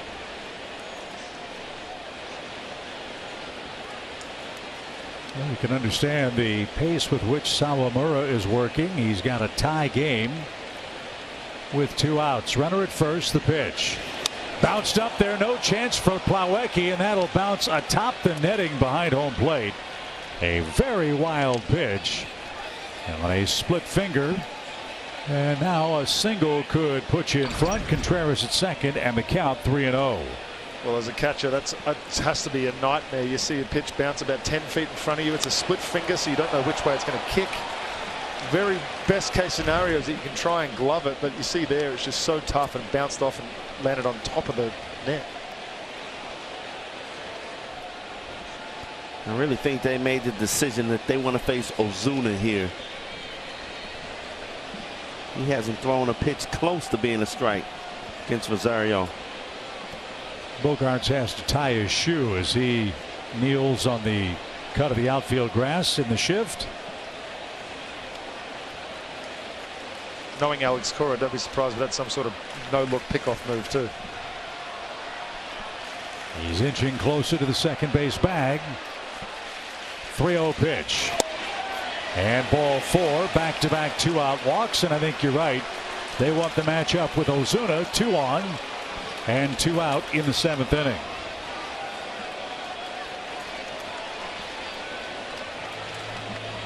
But the matchup won't be with Sawamura and Ozuna. The Boston Red Sox will go to the bullpen yet again. They will bring on their 5th pitcher in the game.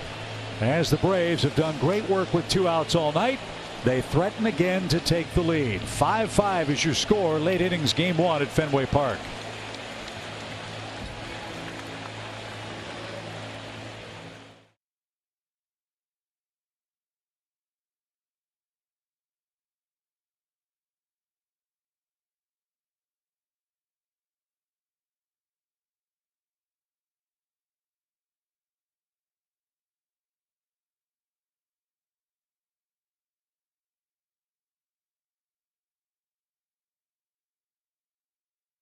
On 2 out, tie game 5-5. Let's check out our best coverage in the game, the T-Mobile coverage cam. You might recall 2020, September 1st, cardboard cutouts, and Ozuna almost hit a couple of them. Not one, not two, but 3 home runs at vacant Fenway Park in Boston. The Braves just demolished Red Sox pitching, and this is the one I was talking about. I've never seen a ball go there. For a right-hand hitter, great night for Ozuna, great night for the Braves, and they'd love similar damage right here as our score is tied 5-5. Perfect time to see that once again. I'll take that one straight away center field.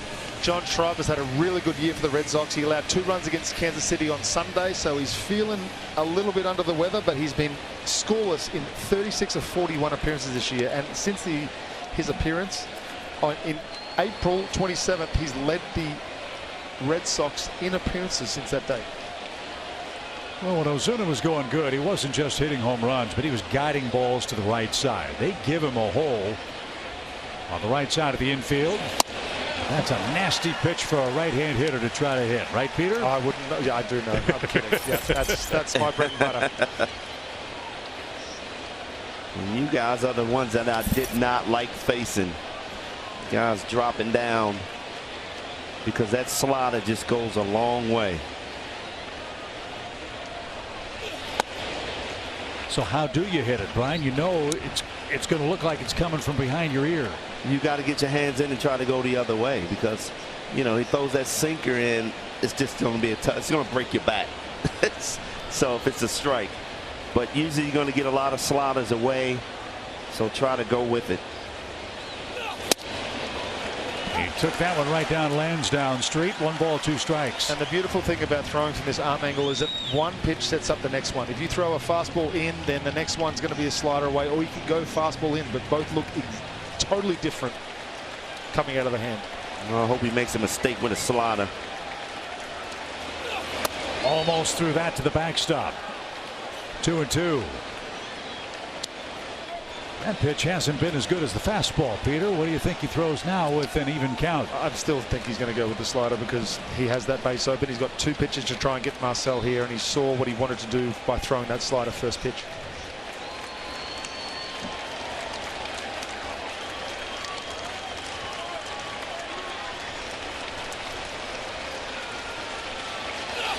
Oh, what a rip. Had it timed, but fouled it straight back.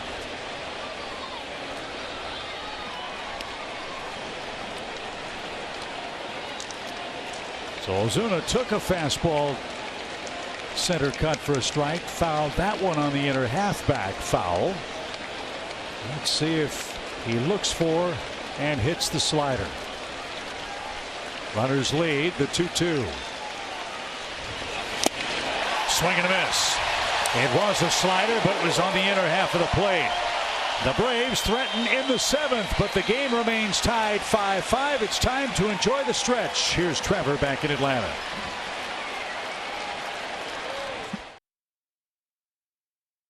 Terrific game today. Riley is lurking when the Braves come up in the 8th inning. Our game is tied 5-5. Charlie Morton taken down after 6 innings of 6-hit, 5-run ball. That means Colin McHugh is on for the 39th time. And he has shined, Peter, away from Truist Park. He sure has. He's had a great year, Colin. 38 appearances, 47 innings. Usually comes in for an inning plus, something that he did very well with the Rays last year. But he's really found himself since he's discovered that cutter and slider combination again. 49 strikeouts to 10 walks.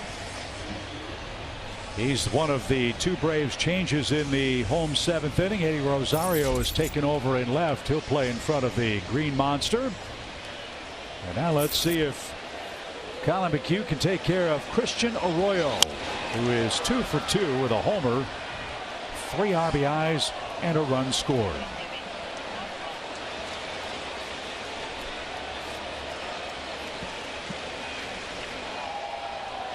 Seven, 8, 9 for the Red Sox in the 7th.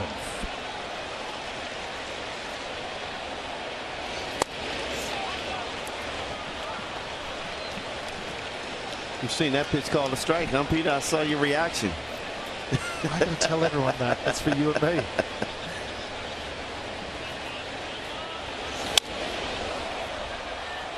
cutter after cutter after cutter for Colin McHugh, who's now ahead of the Boston second baseman.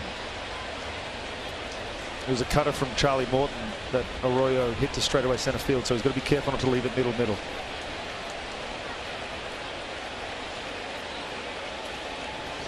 That, I think, would be the downer for Charlie in this game. The 3 mistake pitches he made, Peter, the Red Sox didn't miss them. When you look at the body of work, it was pretty good. Got a little inconsistent with the fastball location late, but apart from that, curveball was great. And nice start for McHugh. Arroyo is retired for the first time. 8 Boston hitters are down on strikes, and that's how the home 7 starts. See the slider, same spin as the cutter, but 10 miles an hour slower, and Arroyo just wasn't able to catch up to that. Diving away from the bat too.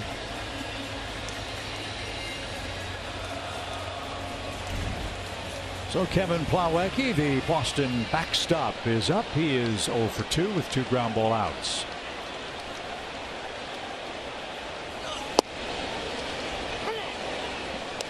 Man, that started at his hip and broke a long way right down the middle.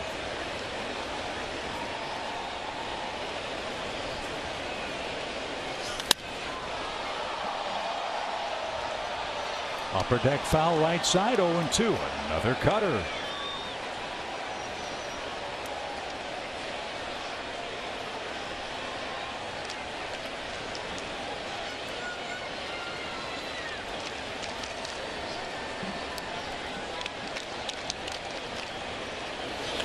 Hammered down the left field line and headed for the corner. Kevin Plawecki will have a base hit with 2 strikes, and he'll belly flop into second base. That hurts. Go ahead run in scoring position for the 9th place hitter with 1 out. I think he just made a mistake right there. He threw him that same pitch he took for a strike. Gave him a chance to see it. Almost the exact pitch starting in, breaking back across the middle of the plate. See where Contreras was set up. He wanted that pitch off the plate. And just like you said, BG, left that one middle. Plawecki was able to barrel on that one. Drive it down left field line. It's tough down there with about a foot of foul territory for Rosario to make a play down there too. Yeah, because sometimes you think it's going to bounce all the way on that back wall, and it doesn't. It hits the side wall and it stops.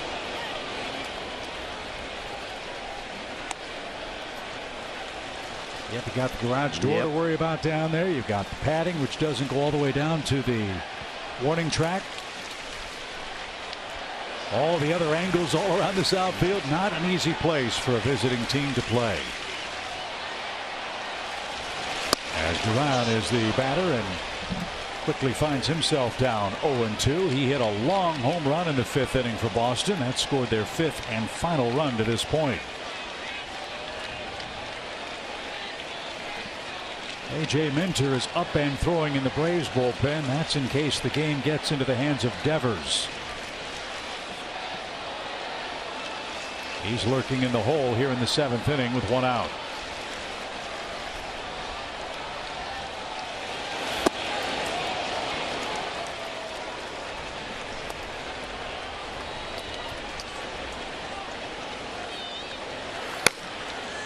There's A.J.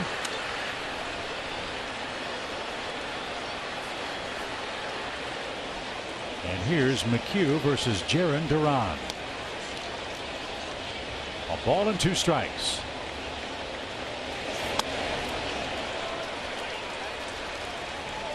Did it hit him? Apparently it grazed the shoe top. Boy, that hurts.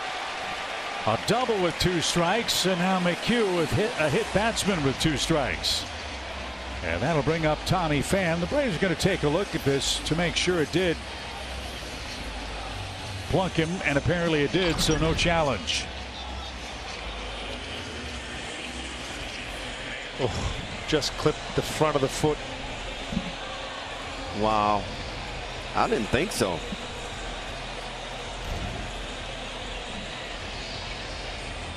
Maybe not enough evidence to change the call at the plate.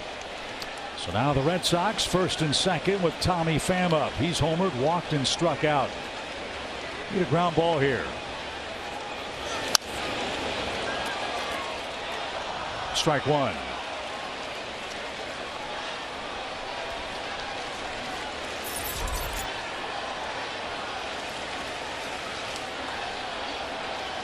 There's history with McHugh and Tommy Pham. Pham 1 for 4. Braves have turned a double play tonight. McHugh would love one here. The pitch. Strike two.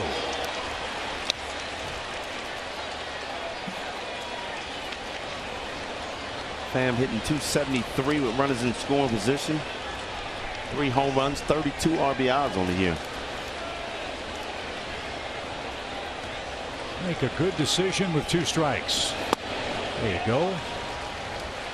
Good take. 1 ball, 2 strikes. Pham usually does a really good job at staying in the zone and not swinging at pitches out of the strike zone. Colin's going to have to throw a good pitch. I haven't seen him throw that really slow breaking ball to a right-hander hitter yet. Could be a good time for it.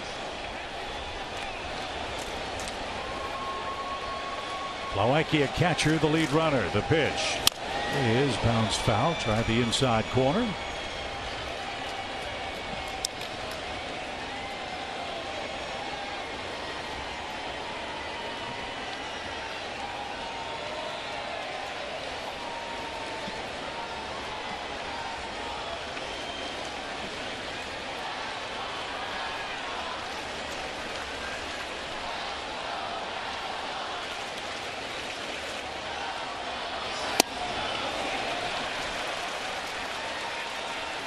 That cutter was upstairs. Pitch prior was on the inner half. Peter, where does he go here? 2-2. He's going to go back to that slider. I think he's going to try and get a swing and miss out over the plate.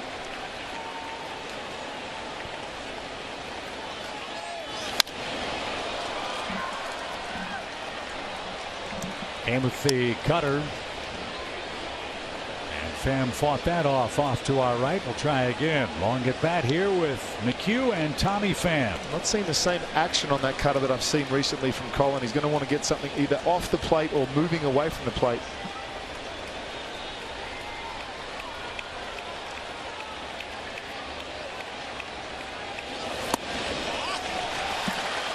Wow, great at bat by Pham here.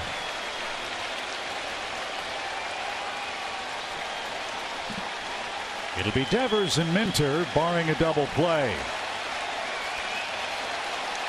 Boston runners first and second. 3-2 count, 1 out. Crowd roaring in Boston. Popped him up. Harris in center will have plenty of real estate, and McHugh makes a big pitch. 2 outs. Runners hold at first and second. And Devers awaiting the move by Brian Snitker. He will step to the warning track, and it will be A.J. Minter to try to send this game to the 8th inning against Rafael Devers, who was 0 for 3 with a double play tonight. Big pitch by McHugh. 2 runners aboard, 2 outs. Our game continues tied at Fenway Park.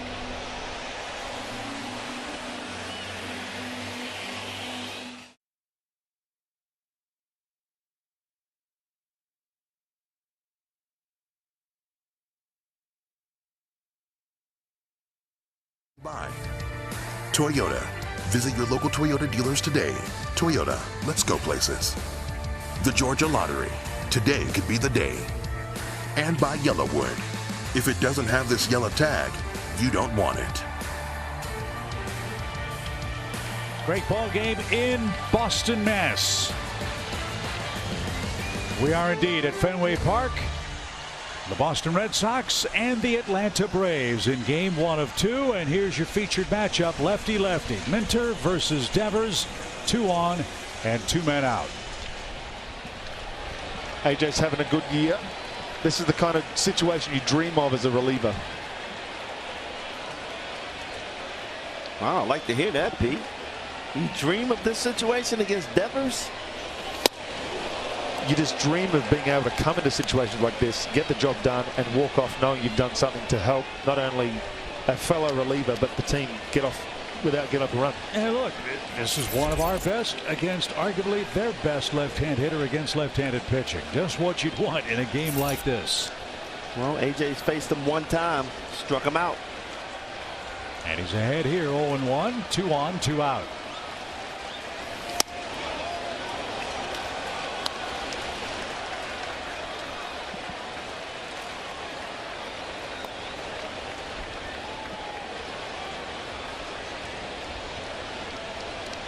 A.J. Minter, 3 scoreless appearances in order. 5 strikeouts over 3 1/3 innings.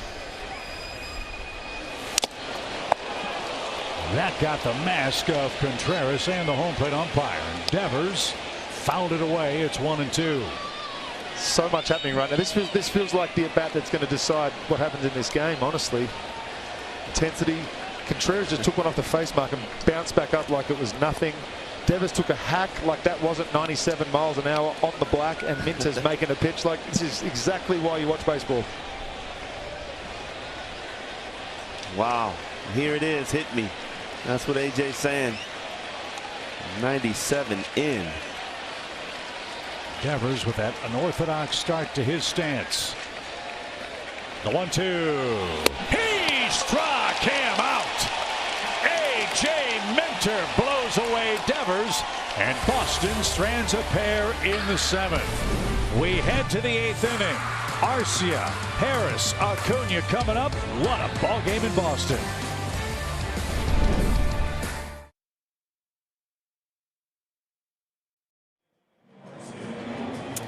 Well, a couple of hits and an RBI already for Michael Harris, who's due up this inning. His first game here at Fenway Park. So this afternoon, you know, he had to take a trip around the warning track out to the Green Monster, find the perfect spot for his signature, and we got to be along for the entire afternoon, and we will have that feature coming your way tomorrow at 6:30 in Braves Live. We're calling it Behind the Monster with Michael.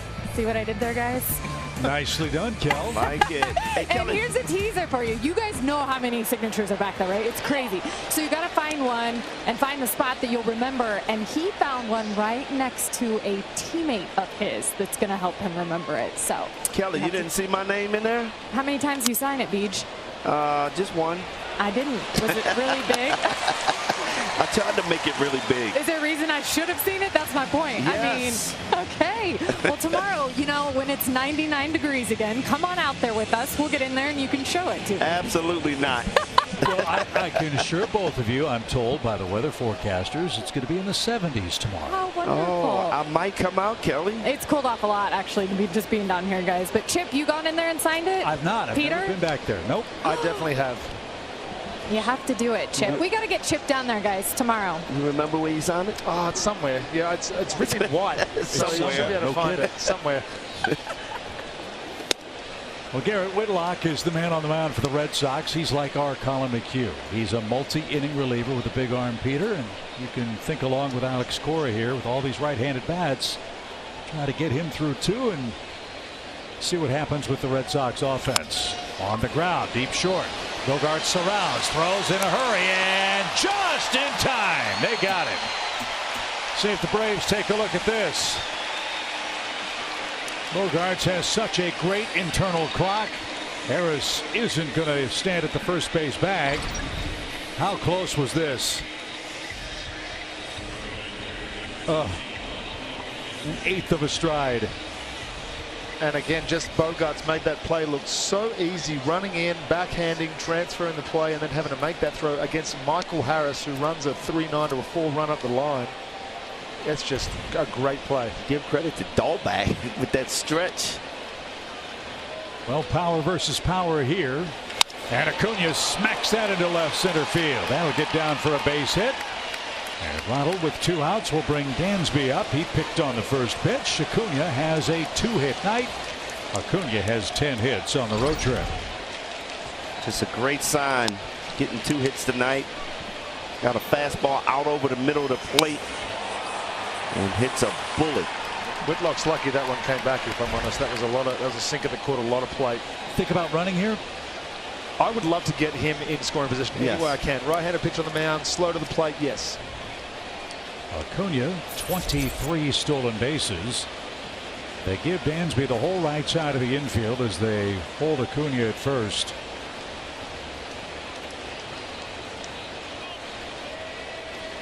And time called at the plate. Swanson 1 for 4, a double and a run scored in the Braves' third. That double his first hit against the Red Sox this year. We'd like a second one in the 8th.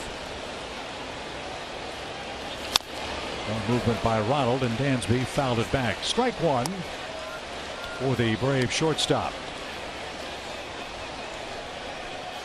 He was trying to get the timing down of Whitlock. Able to watch that first pitch.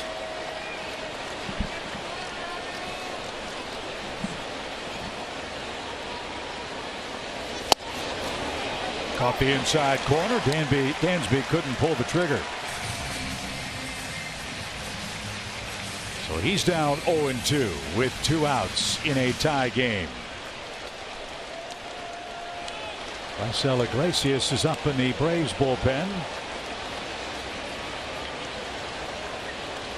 He might come on to pitch the bottom of the inning. Bigger lead for Ronald. Not going.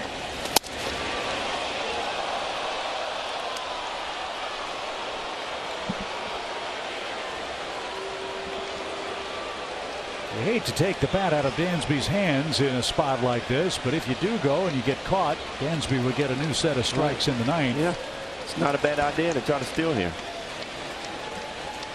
Ronald leaning, and time called again.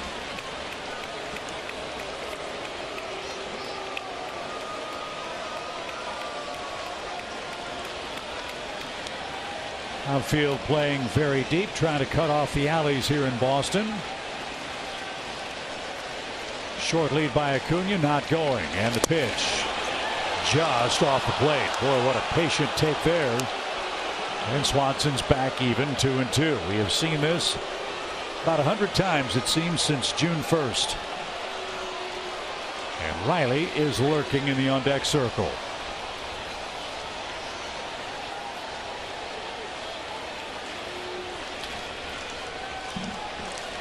Oh, look at center field. You can see the numbers they got up for Swanson late in the game in 2022. He's only hitting 188.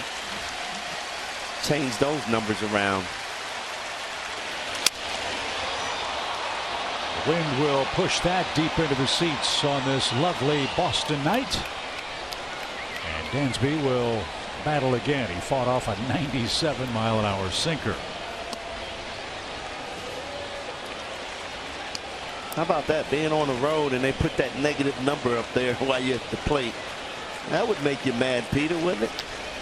It's what teams like to do. They want you to see negative. Some of the messages that you get at Progressive Field with the Indians are quite hilarious.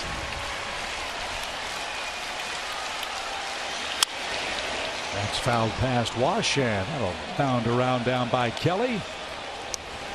Did you make the play, Kel? A little bit further down, just a bit out of my reach, but I was ready. I like it.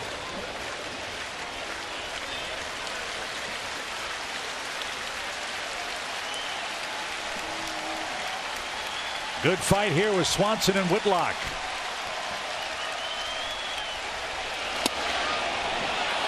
Three and two. Now Ronald will be moving. Great take.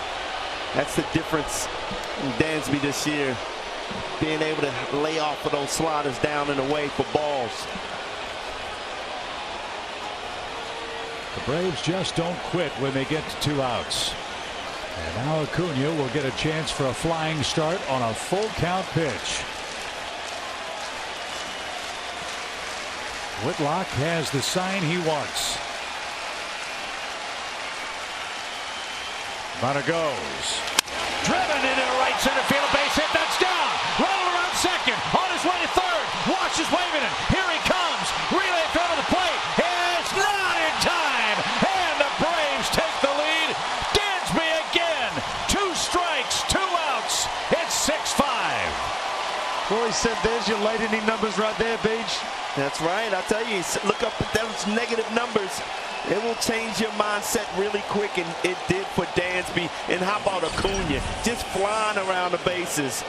Great piece of hitting. 0-2 count, works it back to 3-2 count, and drives the ball in the right center field gap. You talk about Durant's speed. He got to that ball, cut it off, but that didn't mean anything to my man Acuna. He was going to test him. Great hustle. One of the best at-bats of the year in a spot where the Braves, look, they are scratching and clawing and trying to fight their way through what's been a tough week. They have found a way to take the lead with another 2-out hit.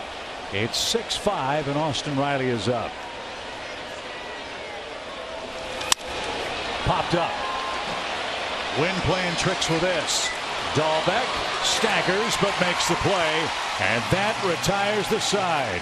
Atlanta with more 2-out magic. They take a 6-5 lead into the home eighth.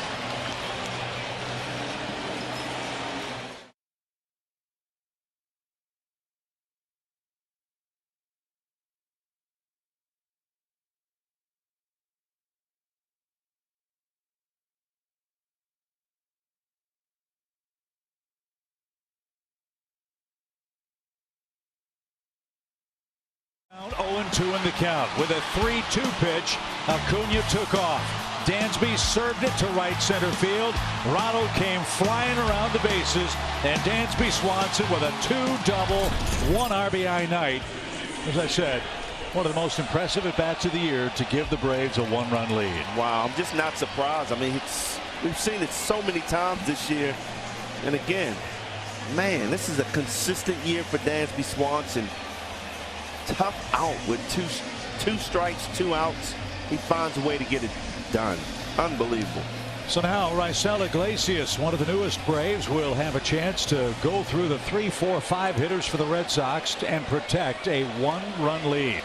He'll start with Xander Bogaerts, who is hitless in tonight's game. And this is why you go out and get an Iglesias, is because it just shortens the game. You've got 2 closers now. Come in, nice quick inning. The strike's efficient. He's got a couple of arm angles he can come at you with. And in his first 2 appearances as a Brave, he's looked very good. They came against the Mets, 2 innings, 1 hit, 3 strikeouts. And he's got the tough part of the order with the Braves up 6-5. Filthy pitch, and he's ahead of Bogaerts, 1-2. Huge pickup by Alex Anthopoulos. Wow. And that was one of the last-minute pickups. With 2 minutes to spare, he said. That one curling foul and out of play. Let's not forget the great work by A.J. Minter. Faced only 1 batter, but it was in a huge spot, and he absolutely blew away Rafael Devers to end the Boston 7th. Yeah, he was electric. Fastball was really on. 97, 96. That's popped down the left field line, curling toward foul ground, but it's going to stay fair with 2 strikes. Xander Bogaerts hits a broken bat double into the left field corner. Few too many 2-strike hits in this game. And Boston tries to come right back. It's a leadoff double. And Verdugo coming up. Iglesias made his pitch.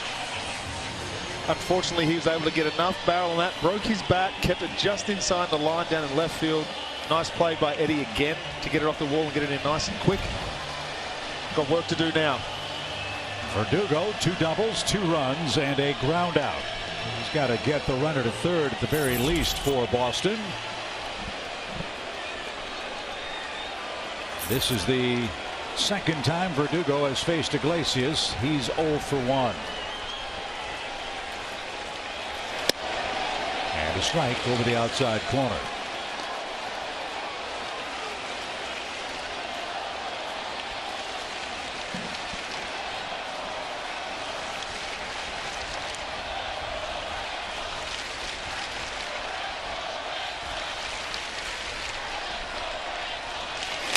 Fouled straight back. So Raisel's got his man behind 0-2. And this is what Fenway games are like. I mean, you take the lead, it's emotional, it's seesaw, it's back and forth. And no matter how good you are, you'll hold your breath with that green monster and all the havoc it creates here in left and left center.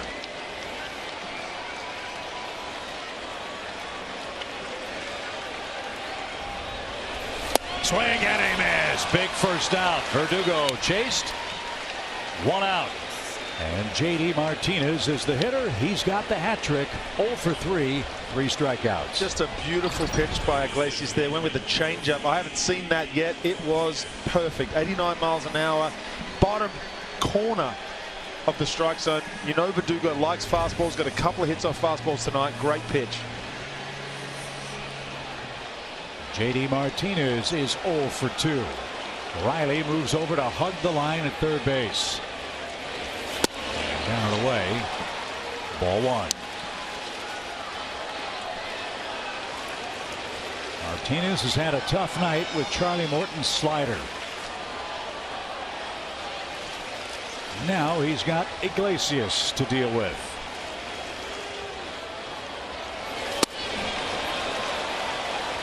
Wow, steady diet of sliders.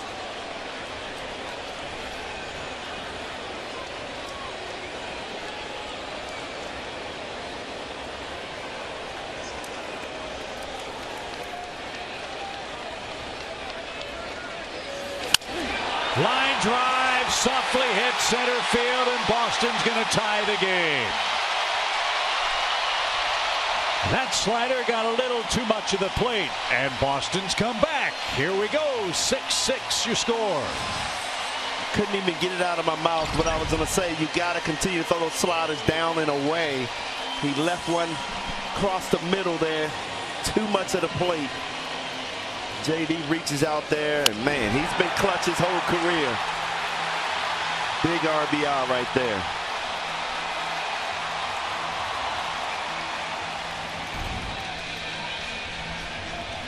So now you've got to worry about Bobby Dahlbeck, who, as I told you, he's been a clutch hitter. 9 of his home runs tied it or have put Boston in front.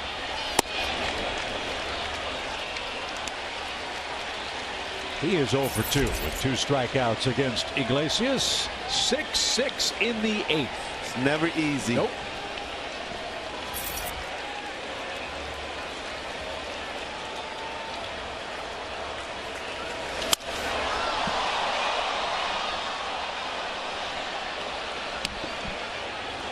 A ball and a strike for Bobby Dahlbeck, who took over for Eric Hosmer. Hosmer fouled the ball off the back knee and had to come out of the game for the Red Sox.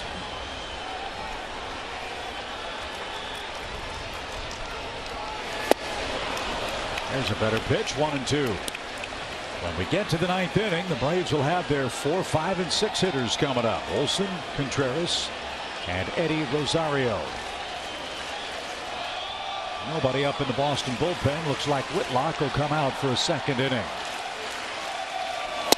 Swing and a miss. Blistering fastball for the 2nd out.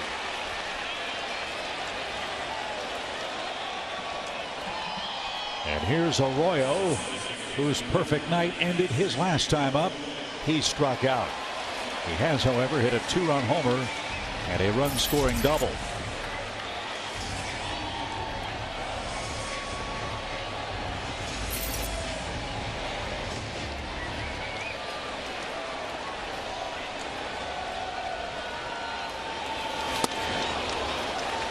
Wow, excellent first pitch there.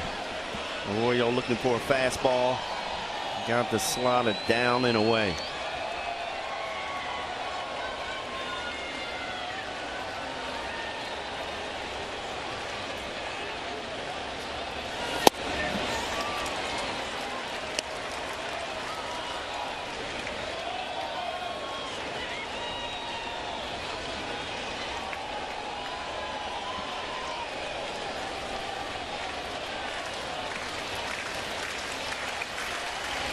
Oh, almost hit him.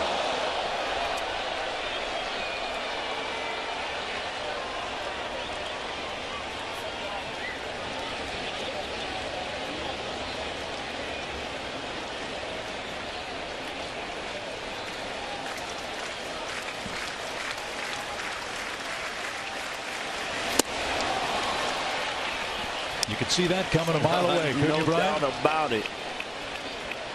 But you got to execute that pitch right, and he did just that.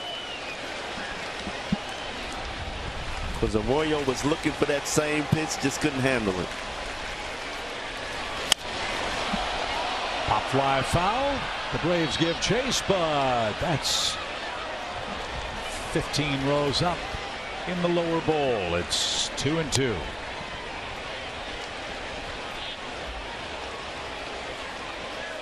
Well, the thing that I love about Iglesias, 20 pitches thrown, 15 strikes.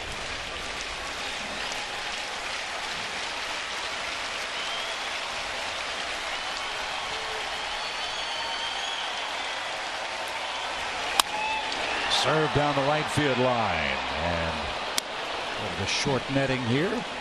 We'll try again. 2-2.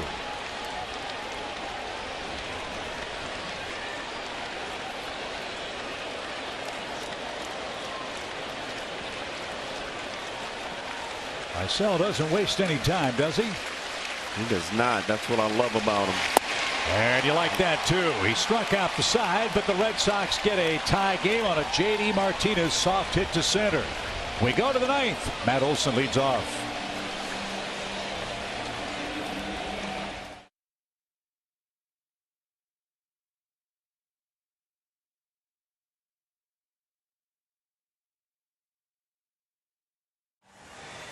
Before the Braves break a 6-6 tie in the ninth inning, let's enjoy a quick message from Marietta Toyota.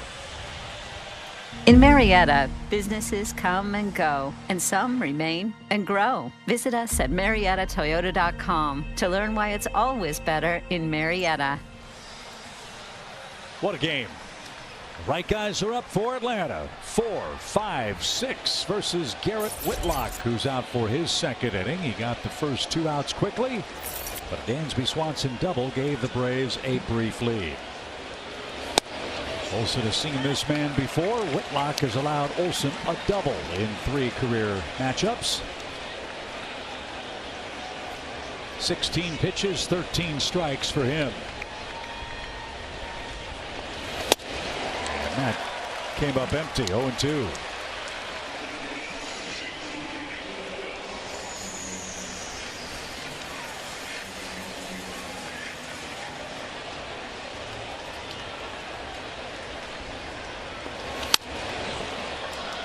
The Red Sox actually picked up Whitlock in the Rule 5 drafts from the Yankees and did so well after making his debut that they signed him to a 4-year, $18.5 million contract. No balls, 2 strikes. And this one on the ground to Dahlbeck. That's an easy play. 4-out number 1. And we know the Fenway faithful will love the fact that Whitlock might pitch in 19 games a year against the hated Yankees out of the Boston bullpen. So 1 out in the Atlanta ninth. Here's Contreras. He's tripled home a run and walked.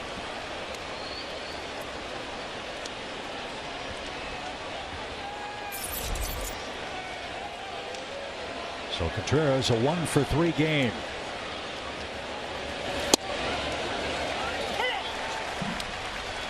Perfect pitcher's pitch.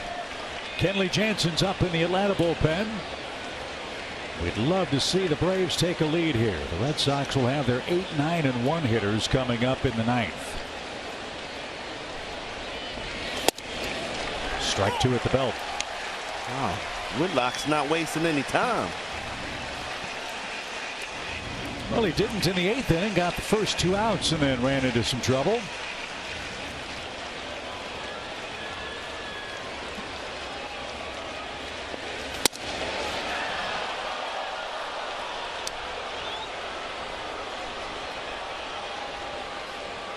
Five of the 6 runs for the Braves have come with 2 outs in tonight's game.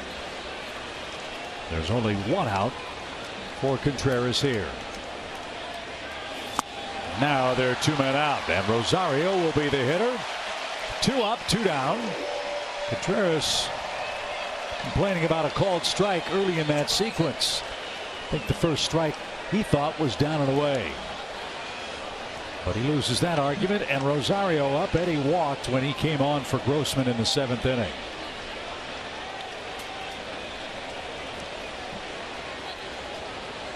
First strikeout for Whitlock. And let's see what Eddie can do. No history between the Braves batter and the Boston pitcher.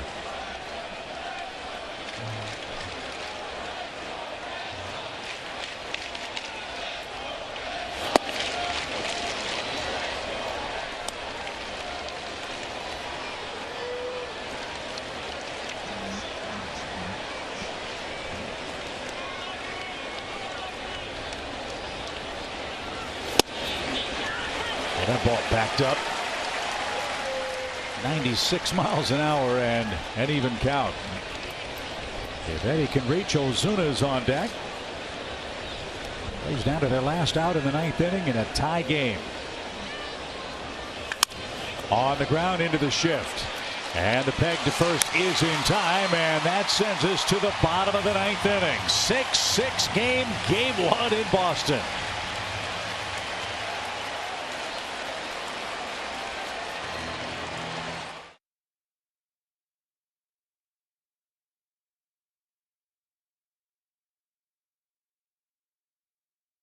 Mets series at Truist Park are now 40% off. The flash sales available until tomorrow at midnight. Get your tickets at Braves.com/flash sale. The Mets in town Monday through Thursday next week.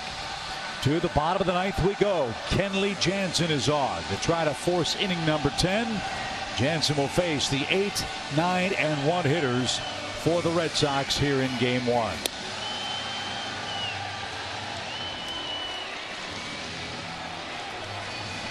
Kenley Jansen needs a big inning right here. Bounce back inning from Kenley. I'd like to see that cutter be the predominant pitch. He's gone to that slider a lot, a couple of outings that I've seen. I know he needs that to be effective, but his cutter is his #1 pitch for me. If he can get that dialed in, I think everything else falls into place. And Peter, he needs some work. He's only pitched once in the last 9 days.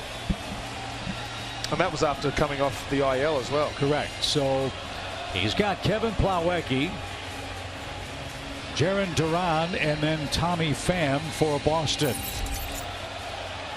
Plawecki doubled with 2 strikes in the 7th inning and was stranded for the Red Sox.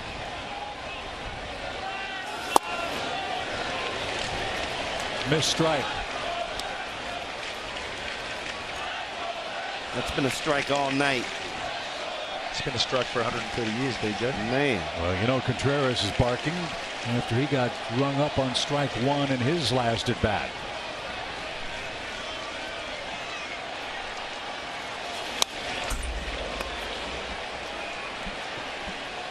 A ball and a strike for the Boston catcher, Kevin Plawecki.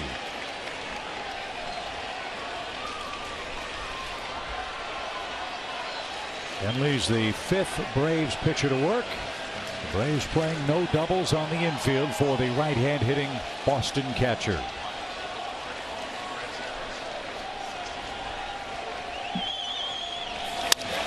Kenley knocks it down, and he's going to pick it up and flip to first. Let's see if he's all right. Where did that get Kenley Jansen? I'm hoping the glove. He says he's all right. A screaming rocket right back where it came from.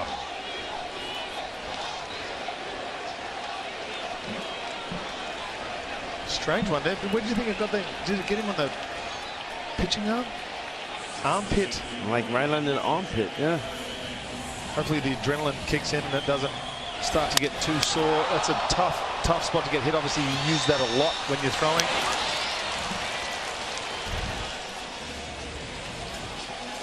But he immediately waved to the Braves dugout and said he's fine. But that got the heartbeat going for Rick Kranitz and Brian Snitker. Here's Duran. He's homered. He's been hit by a pitch, albeit a very glancing blow, and he's also grounded out.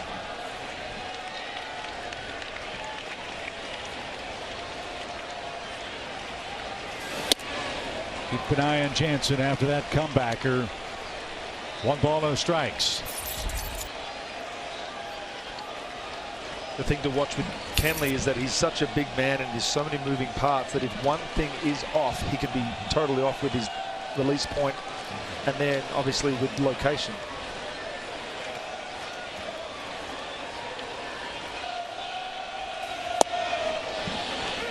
Took a little off and dropped a slow slider in to even the count.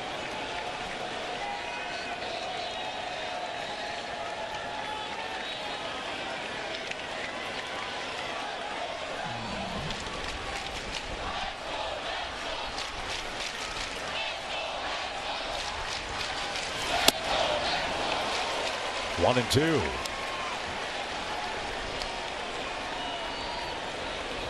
We're told Duran has great speed. He's shown no sign of wanting to bunt here in the ninth inning. And now with 2 strikes, little chance that he'd do it here. He does have a home run. Jarren Duran, the Boston center fielder.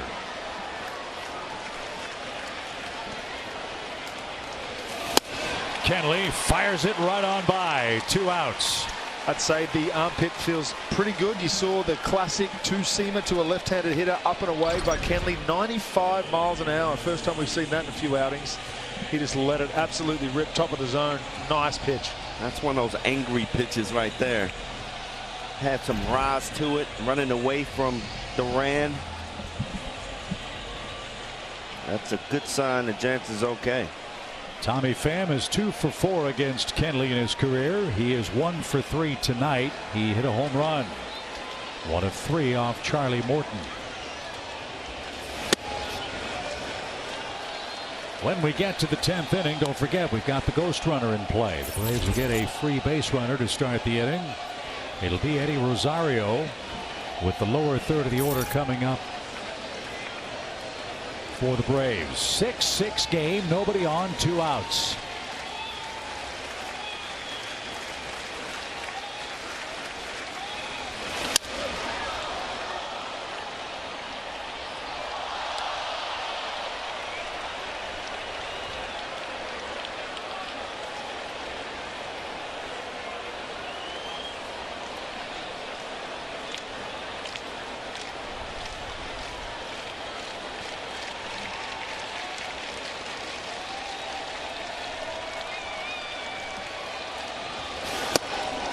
Got the inside corner, and the Braves are a strike away from extra innings.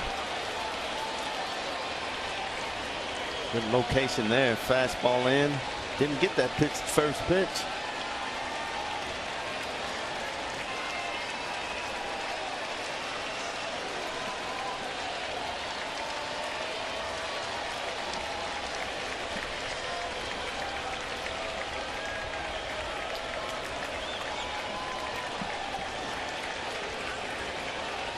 A ball and 2 strikes.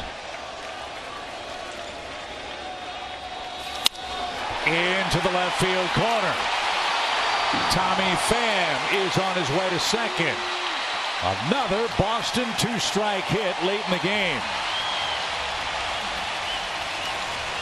And now you've got to face Devers. The winning run is in scoring position with 2 outs. Tried to go cutter away and left it inside. Tommy Pham loves that pitch. Was able to get his hands inside. Belts it down the left field line. He totally missed his spot there. He was supposed to go away with that pitch and it left it out over the middle and end. So look, Pham is in scoring position. Devers is a left-hand hitter. Bogarts is a right-hand hitter, albeit a terrific run with 2 strikes.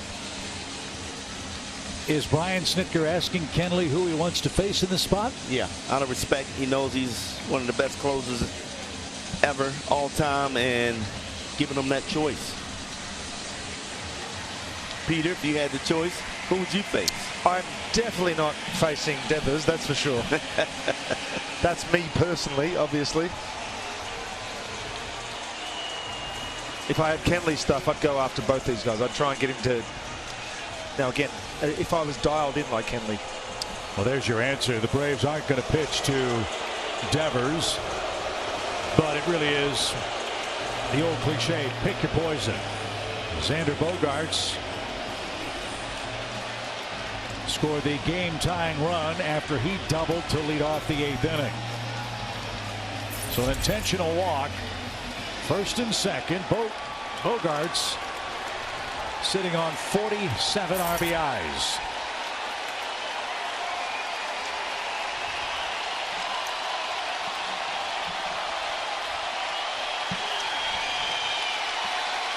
$34,000 plus in Boston are roaring in the ninth.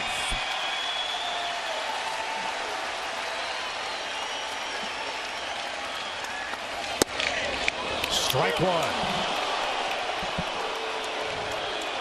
Bogart versus Jansen. One time in his career, one strikeout, guys.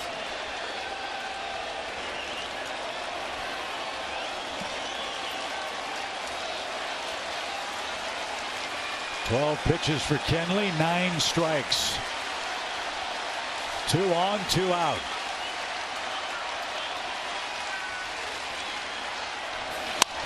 Popped him up.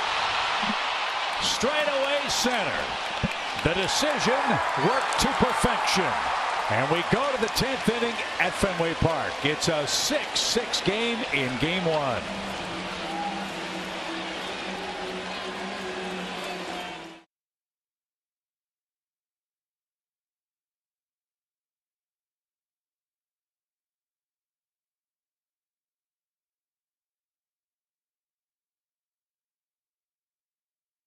To the 10th inning. What a ball game in Boston. So glad you're with us on Bally Sports tonight. This is Caleb Ort. He was just brought up from Worcester, which is the AAA affiliate of the Red Sox, no longer Pawtucket. And you see Caleb has had some issues in his first 10 big league games this year. He will face Ozuna, Arcia, and Harris. Remember, the ghost runner Eddie Rosario will be placed at second base to start this first extra inning.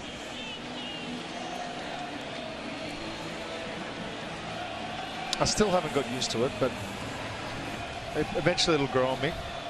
But the guy starting at second base? Free base frontage. Braves are 3-6 this year in extra inning games. And Ozuna digs in and takes a called strike.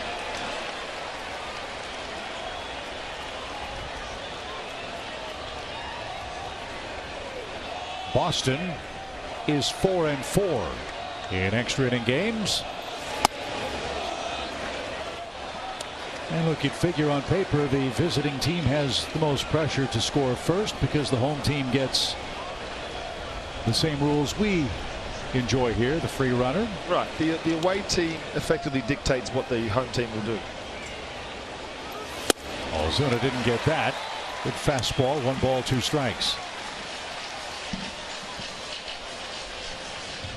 Oh, this big guy's bringing it, man. Yep. That fastball. Sort of short arms it too. And Ozuna fortunate to foul that off. Looking up at Ort's numbers, and he's got a 2 whip and a 9-something ERA. Hopefully, or it looks like he's gone back and found something at Worcester.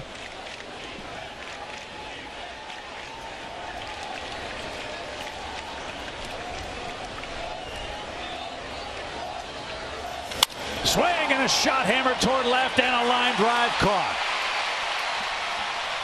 That's the hardest hit ball Ozuna's had in a couple of days, and it was right at Tommy Pham. That's a shame. No advance of the base runner. Rosario still at second and 1 man out. Wow, he got on top of that fastball. Hits a bullet. Pham sitting at the right place, right time. So now a little more pressure on Arcia. Ozuna barreled that ball 114 miles an hour, but right at Pham. And Arcia turned it loose. He's 0 for 3 with a walk and a run scored. Xander Bogaerts leads off their 8th inning with a cheap double, broken bat double. Ozuna just hit one as hard as I've seen in a long time. Straight down Tommy Pham's throat. It's a cruel game, isn't it? Oh, it sure is. Arcia's got some work to do. He is 0-2 in this count. And pokes that foul off to our right to stay alive.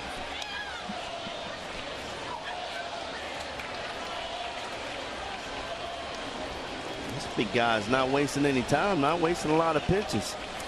8 pitches, 7 strikes.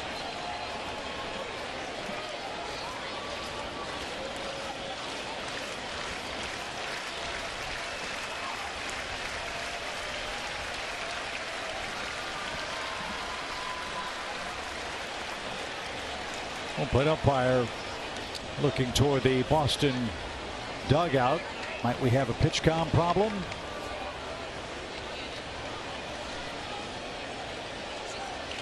Yep. Well, you passed 9 innings, so the battery must have went out.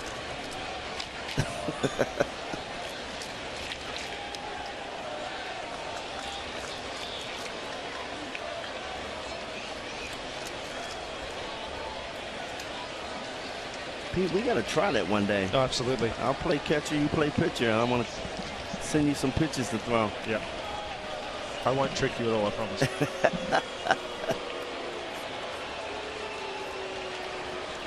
So if the pitch count isn't working, I'm guessing Plawecki's out to talk to Ord about indicators, runner at second, make sure they're on the same page with the traditional catcher's signals. And now Alex Cora is out, making sure perhaps that this is not a mound visit, but a mechanical problem or an electronics problem with PitchCom, which might not be working with Orlando Arcia in the box.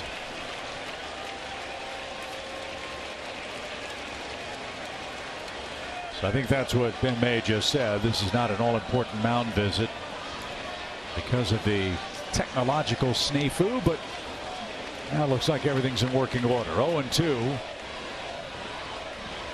for Orlando Arcia. Well, maybe it wasn't working. And maybe Plawecki just handed the device to the bat boy and said, look, we're just going to do it the way we did for 150 years. All I know as a hitter, I hate that. Taking that much time. I got 2 strikes on me. Good cut and out of play again.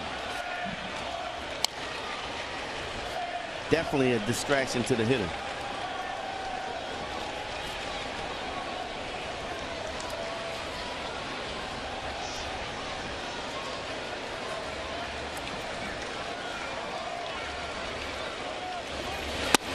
Arcia, you might recall, was a big hero for the Braves when they split the series with Boston in early May. A walk-off homer. Yep. We'd settle for a base hit of any kind right here. The 1-2 pitch. Swing and a shot. There it is. It's off the wall and left. Rosario will come around to score. Arcia flying into second, and he is off the bag, and he turned his ankle. Man. He didn't slide. He hit the bag awkwardly, and he's hobbling after making the second out. I think he pulled his hamstring before he got to the base. Not that I'm a doctor, but it looked like he grabbed his hamstring before. He couldn't even slide. Something happened between first and second, and he just grabbed at that back. That's why he didn't slide. That's why he couldn't get down. Something grabbed at the back of his leg, it looked like to me. So Arcia with a big base hit. It gives the Braves the lead, but he is going to have to be helped off the field, as the Braves have already lost Ozzie Albies to injury. They've lost Orlando Arcia to injury in the 10th inning tonight.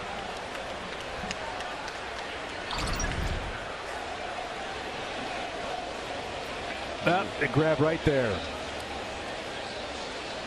I mean, he did a great job to try and sneak that foot in there, but I don't think that did him any favors. When you've got a busted hamstring, you're trying to reach out and keep your grip on the base with your spikes, BJ. That can't be feeling good on the Yeah, back. you can see he's kind of losing it around there, and I think trying to correct it did not help that hamstring out at all. What a shame.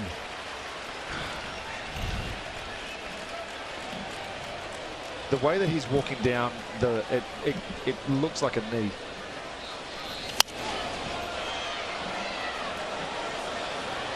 So a costly go-ahead RBI for the Braves.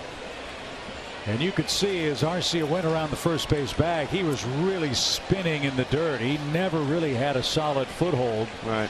And about halfway between the first and second base bag, something grabbed. He couldn't slide, and he's helped off the field. So Michael Harris busting down the first base line. The Braves take the lead. It's an unearned run. And now Dylan Lee is on to pitch for Atlanta in what's now a 7-6 game. Now to the bottom of the 10th.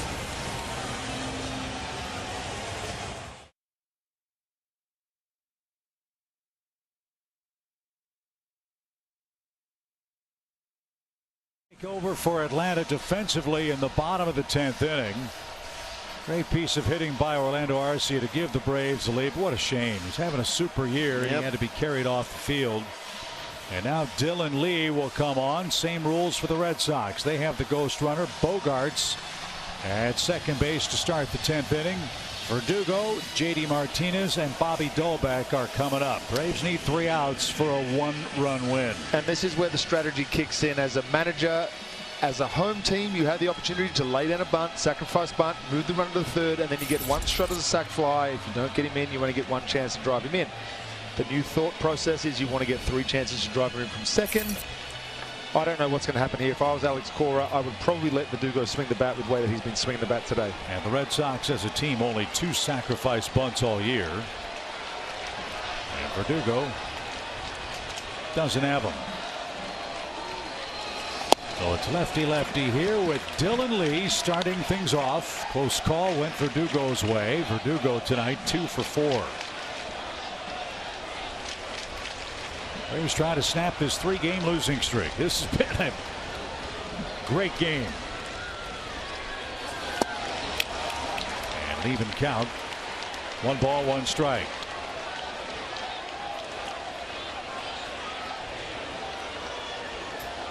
Dylan Lee is a strike throwing machine. Almost 70% of all pitches he throws find the strike zone. 1-1 the count. Little squibber, infield roller. Lee won't have a play. First and third, a soft hit for Verdugo. And the Braves are getting absolutely no luck at all on soft contact balls in play. I said it when Ozuna hit that ball to left field that they've had a lot of luck against us this trip. That's a prime example, a great slider. Dylan Lee just has no play. The only chance is if Riley can get it and make a throw, but he wasn't going to get there either. I think even if Riley get there, I mean, he's too fast. He got down the line really quick. That's as good as a bunt, swinging bunt right there. So JD Martinez, who had a rough start to his night with 3 strikeouts, had an RBI single in the 8th.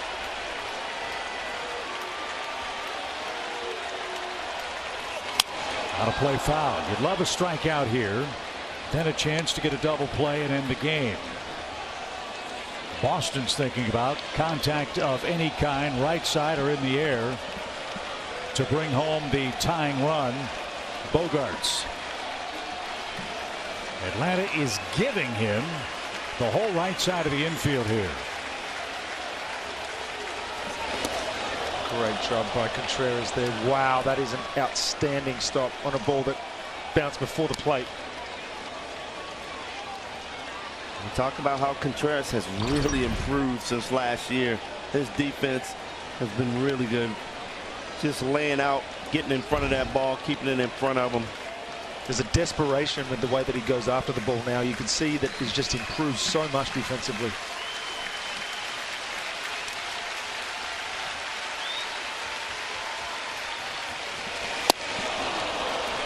Strike 2. No 2-strike mistakes in this spot, please.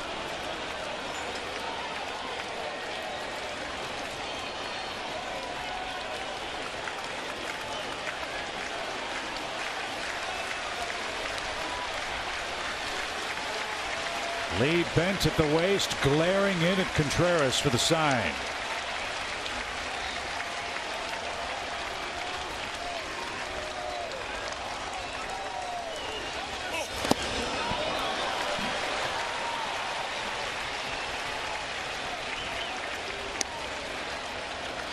Oh, you're putting a lot of trust in your catcher there.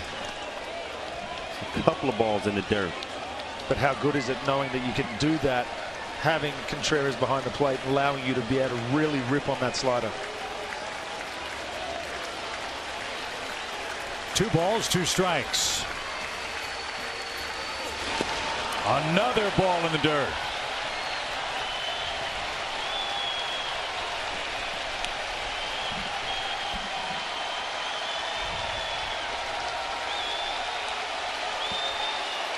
Will Verdugo be running?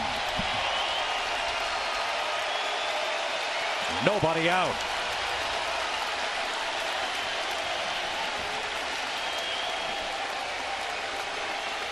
Here comes the 3-2 pitch.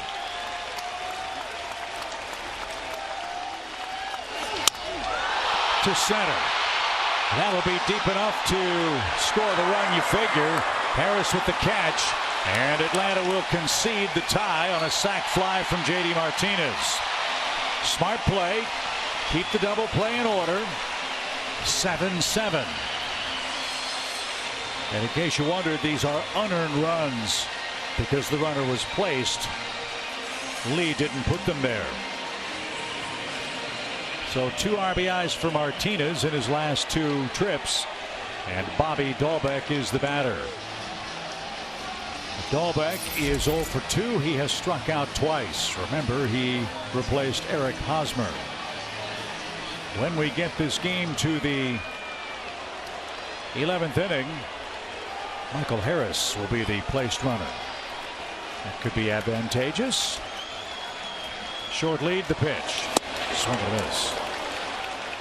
Good fastball by Dylan Lee. Getting ahead of the hitter. Hopefully he can entice a ground ball double play here.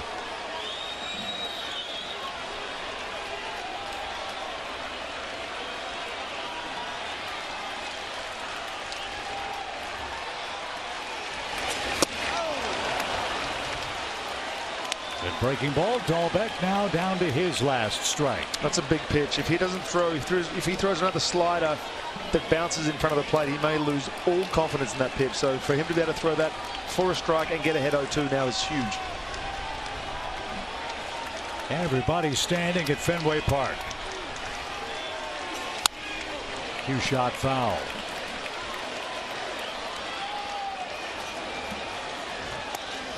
Went back to it again. He's feeling good enough to throw it back to back. Your options are endless right now with Dylan. He can go up, out of the zone, get a swing, which Dahlbeck is susceptible to, or he can go back, keep going down further with that slider.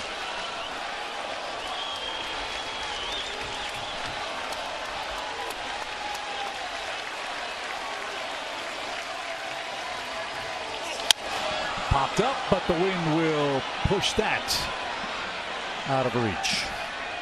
And the battle continues in the Boston 10th. Good pitch going up the ladder.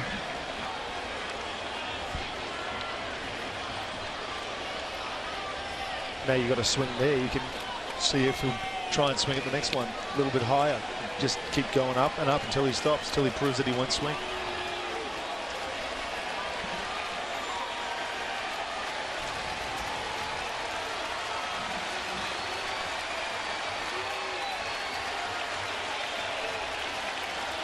Again, an 0-2 pitch. Struck him out. 2 down. He called it, Pete. Go up the ladder once more. A little higher. Got the chase.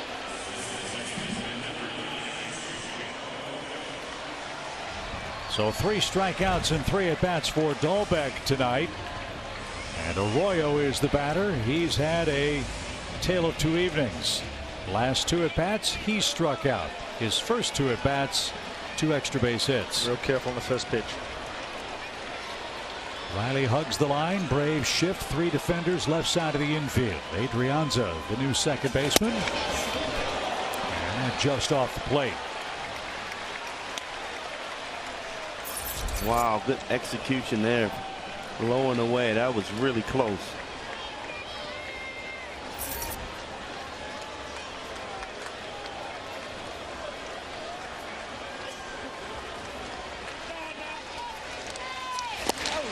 Good choice.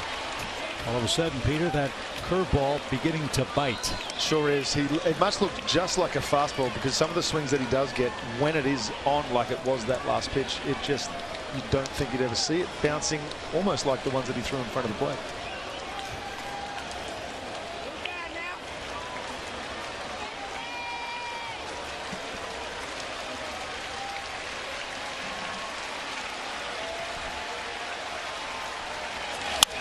Hammered down the line, and that is foul.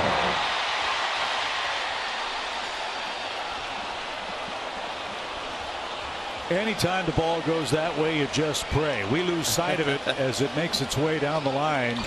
And you can see about 2.5, 3 feet of foul territory. It hit the side wall. So a harmless strike. It's a 1-2 count.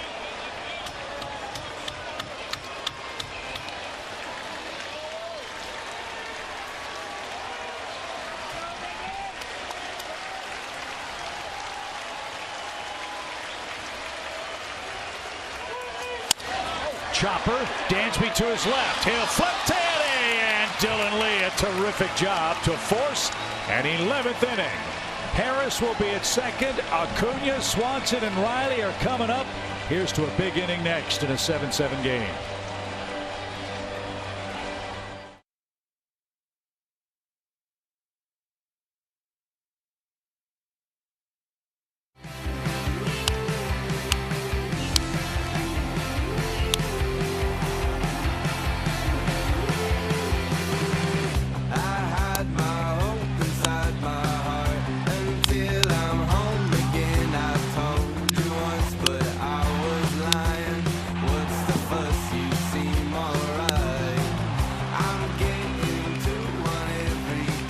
It's been a great big league ball game here at Fenway Park. To the 11th we go. 7-11-0 for both the Braves and the Red Sox.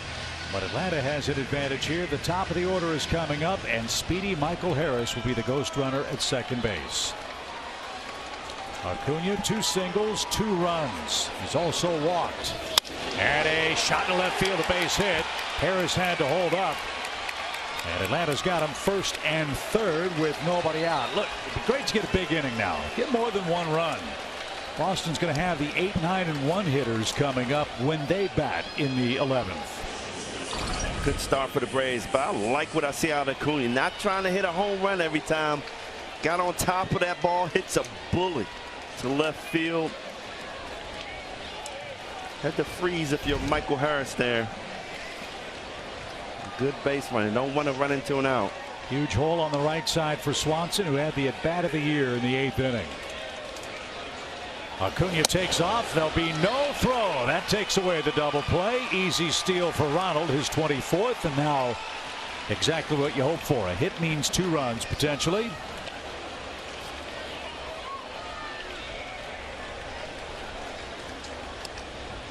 And why was Swanson's at bat in the 8th inning so big? He was down 0-2 in the count. Got a 3-2 pitch from Whitlock, went down and got it and ripped it into right center to give the Braves the lead. Tried to hit one over the monster there and came up empty.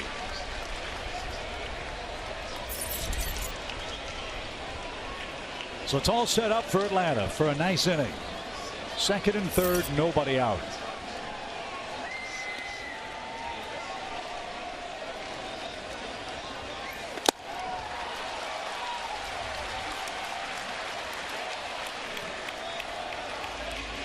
Just where we want them. 1-2 count.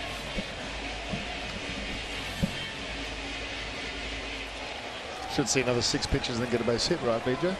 That's right.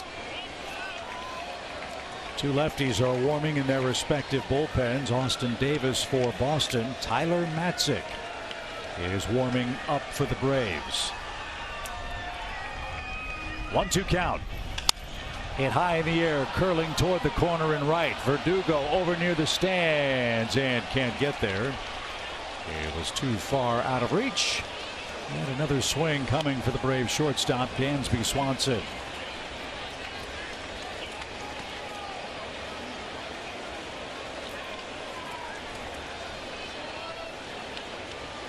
There's Davis. He's getting ready in case the lineup card gets down to Matt Olson.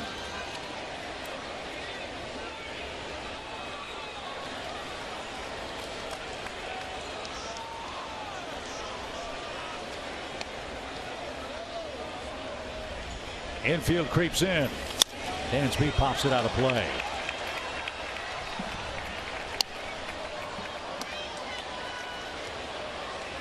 Got to give the Braves a ton of credit in this game. They've only struck out 5 times. They have done an excellent job of putting the ball in play consistently tonight. And they have 7 runs and 12 hits. Another foul ball from Swanson. How many is that? That's 4. According to my count, he's got 1 more foul ball, and then he's going to get a base hit.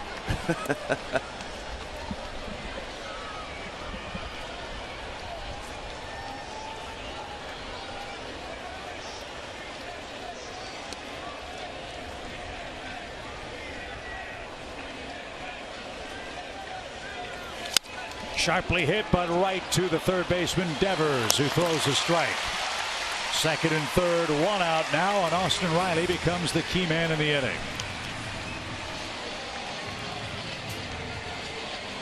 Riley's night started with a bang. A first inning run scoring triple, and then a third inning 2-run homer down the line and over the Green Monster into the parking lot.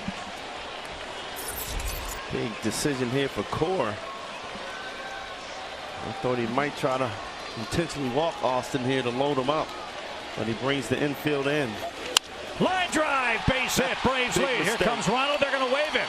Here comes the throw, wide turn. The throw is going to be laid. What a great slide. What a great slide by Acuna. That was unbelievable. Watch how much he has to move here, BJ, on this replay. He comes around third base. Ron Washington had no thought of stopping him at all, and he has to go from outside the third baseline to cut back inside, and somehow manages to sweep his hand. Well, here he did a great job reading the catcher. You see the catcher moving outside, so you know you got a chance if you get inside and put your watch. The catcher's already outside, so if you go inside, you know he has to go a long way. That's just great execution there by Ronald Acuna. Reading the catcher, great job. Almost looked like he stutter stepped around third base too to try and deke Pham. You've seen him do that on the way to second base, or he does it in right field. What an unbelievable job of base running. So the Red Sox intentionally walked Matt Olson. Riley took second on the throw to the plate. The Braves have a 9-7 lead. Riley with a 5 RBI game. And now Contreras has a chance to add on for the Braves, who do have a crooked number this time in the 11th.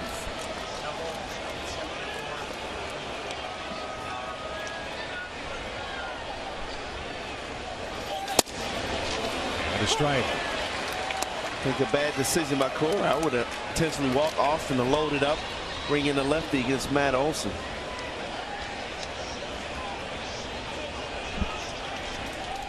Well, that decision worked in the Braves' favor. Yes, it did. 3 hits for Riley, 5 ribbies. Now bounce foul. 0-2. I love the aggressiveness of Ron Washington. We've joked all the time about how Ronald will run through every stop sign if he thinks he can go. But he took a huge wide turn around third, almost clipped heels with Wash. And one of the best slides of the year to score his 3rd run. Ronald looks like he's back. Pitch. Sharply hit. Devers. Oh, what a play. Fires to second. Out there. Safe at first. Devers saved a run with a diving stop at the third base line. My goodness, that was a tremendous play by Devers. You know, you give him a lot of credit for his bat, but here he deserves a lot of credit for his defense also. They might have been checking if Olsen got beat the throw. It's very close. Both of them were close. Devers with a spectacular play, and that close. And Alex Cora is now going to make the pitching change. Ort will be taken down. Davis will come on. Eddie Rosario, the hitter, with Braves runners at the corners. Atlanta's lead is 2. Looking for more in the 11th. 9-7.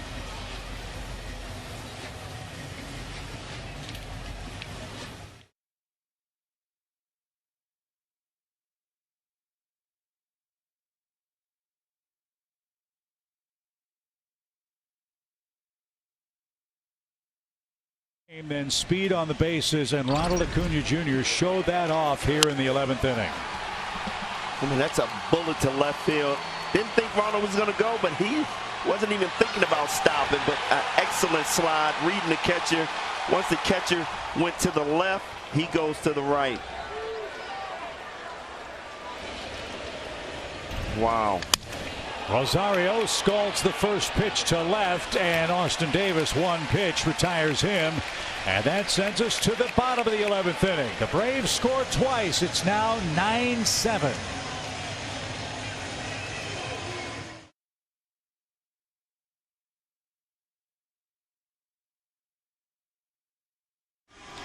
So to the bottom of the 11th we go with the 8, 9, and 1 hitters coming up for the Red Sox. Tyler Matzik now has 2 runs to play with.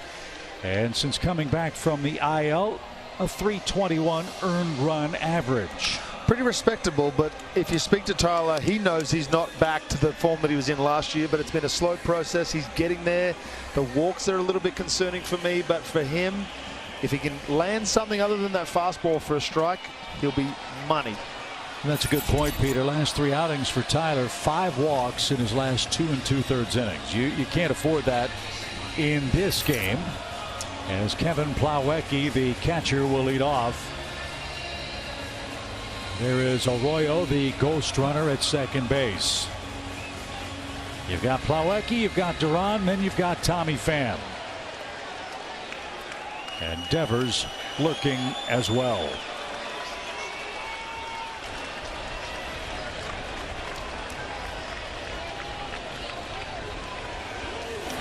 Ball 1.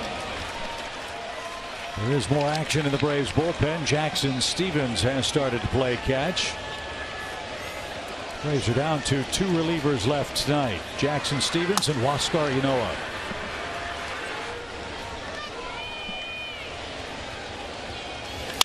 Sharply hit, but right at Dansby. That won't advance anybody, and there's the all-important first out. You're so right, Chip. That first out, especially without advancing the runner in these extra inning games, is so important. So Jalen Davis will grab a bat. He will hit for Duran here in the bottom of the 11th inning.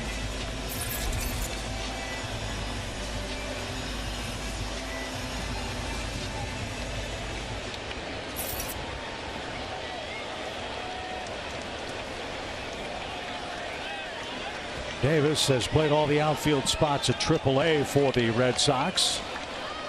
He's a .350 hitter this year in the big leagues, so be careful with this man. He tried to tie the game with 1 swing. Strike 1. Good fastball by Matzik up in the zone.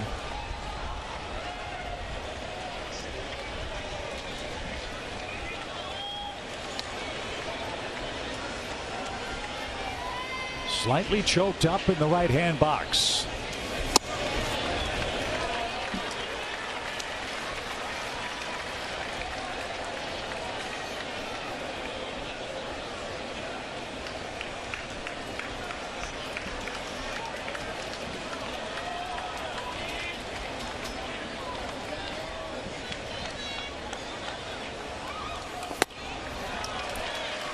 Ball 2.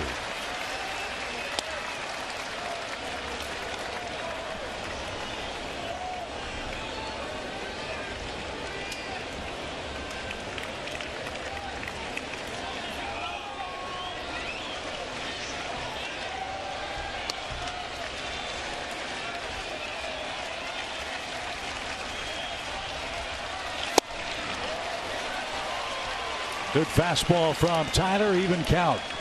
So Peter, where am I going to go? Yep. I'm going to go straight back to that fastball up in the zone again. His sequence has been fastball, slider, back up, two fastballs here, and you'll get him.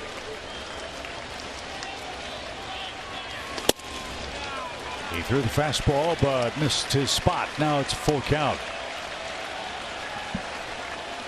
Tommy Pham, a right-hand hitter, is on deck. He's got 2 extra base hits. Last thing Matzek wants to do here is bring the go-ahead run up to the plate.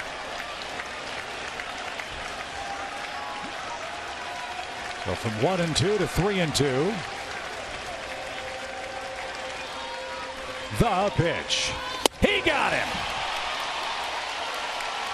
3 straight fastballs. That one hit the spot, and the Braves are an out away. Like the velocity 2 feet right there, 95. A little up in the zone. You saw the first 2 swings by Jalen. Down and underneath. Went right back up top. Great job.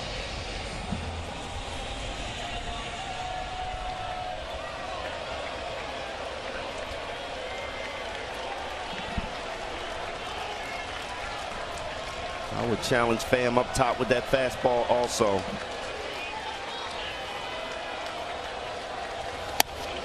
Way outside, ball 1.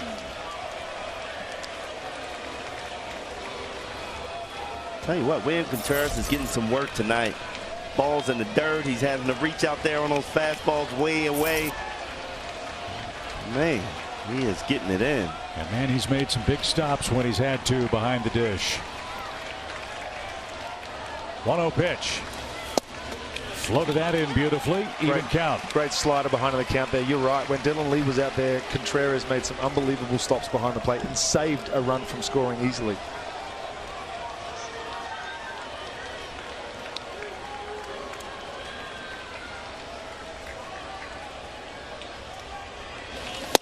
One more strike, baby. 1-2. That looked like Tyler Matzek there. Wow. 96, top of the zone. Yeah, I would stay right there too. Had a lot of life, a lot of carry.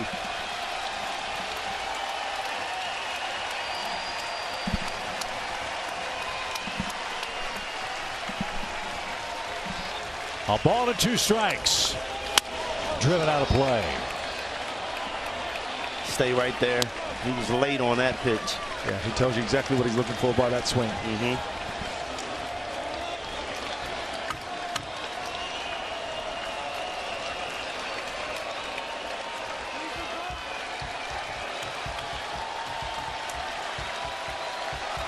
Matzek is the 15th pitcher to work in this game. And he's 1 strike away. And here it is. He got him! And the Braves have snapped the streak. What a game. 9-7 is your final score. Tyler Matzek with his first save. Dylan Lee picks up the win. And Austin Riley with a 5 RBI game. Austin Riley continues to get it done, guys, offensively. I just love the way we continue to grind out those 2-out hits, 2-strike hits. Great game all around. I mean, the pitchers, the bullpen did a terrific job, Pete. I won't be alone in saying that we needed that one. After a tough weekend in New York, off day yesterday. What a grinding, really well played, really just a hard-fought win for this Braves team. So the Braves keep pace with the Mets, who are victorious tonight. 9-7 in 11 innings, your final score from Boston, Massachusetts. It'll be Kyle Wright and Nick Pivetta tomorrow night, same time. Braves go for a 2-game sweep and their 3rd victory on the road trip. Our coverage begins on Valley Sports South at 6:30 Eastern Time. Great job, fellas. For Brian Jordan, Peter Moylan, Kelly Kroll, and Chip Carey. Stick around. Braves Live, presented by Xfinity, is next. Braves a winner in Beantown. 9-7 your final score in 11, and we'll see you tomorrow night.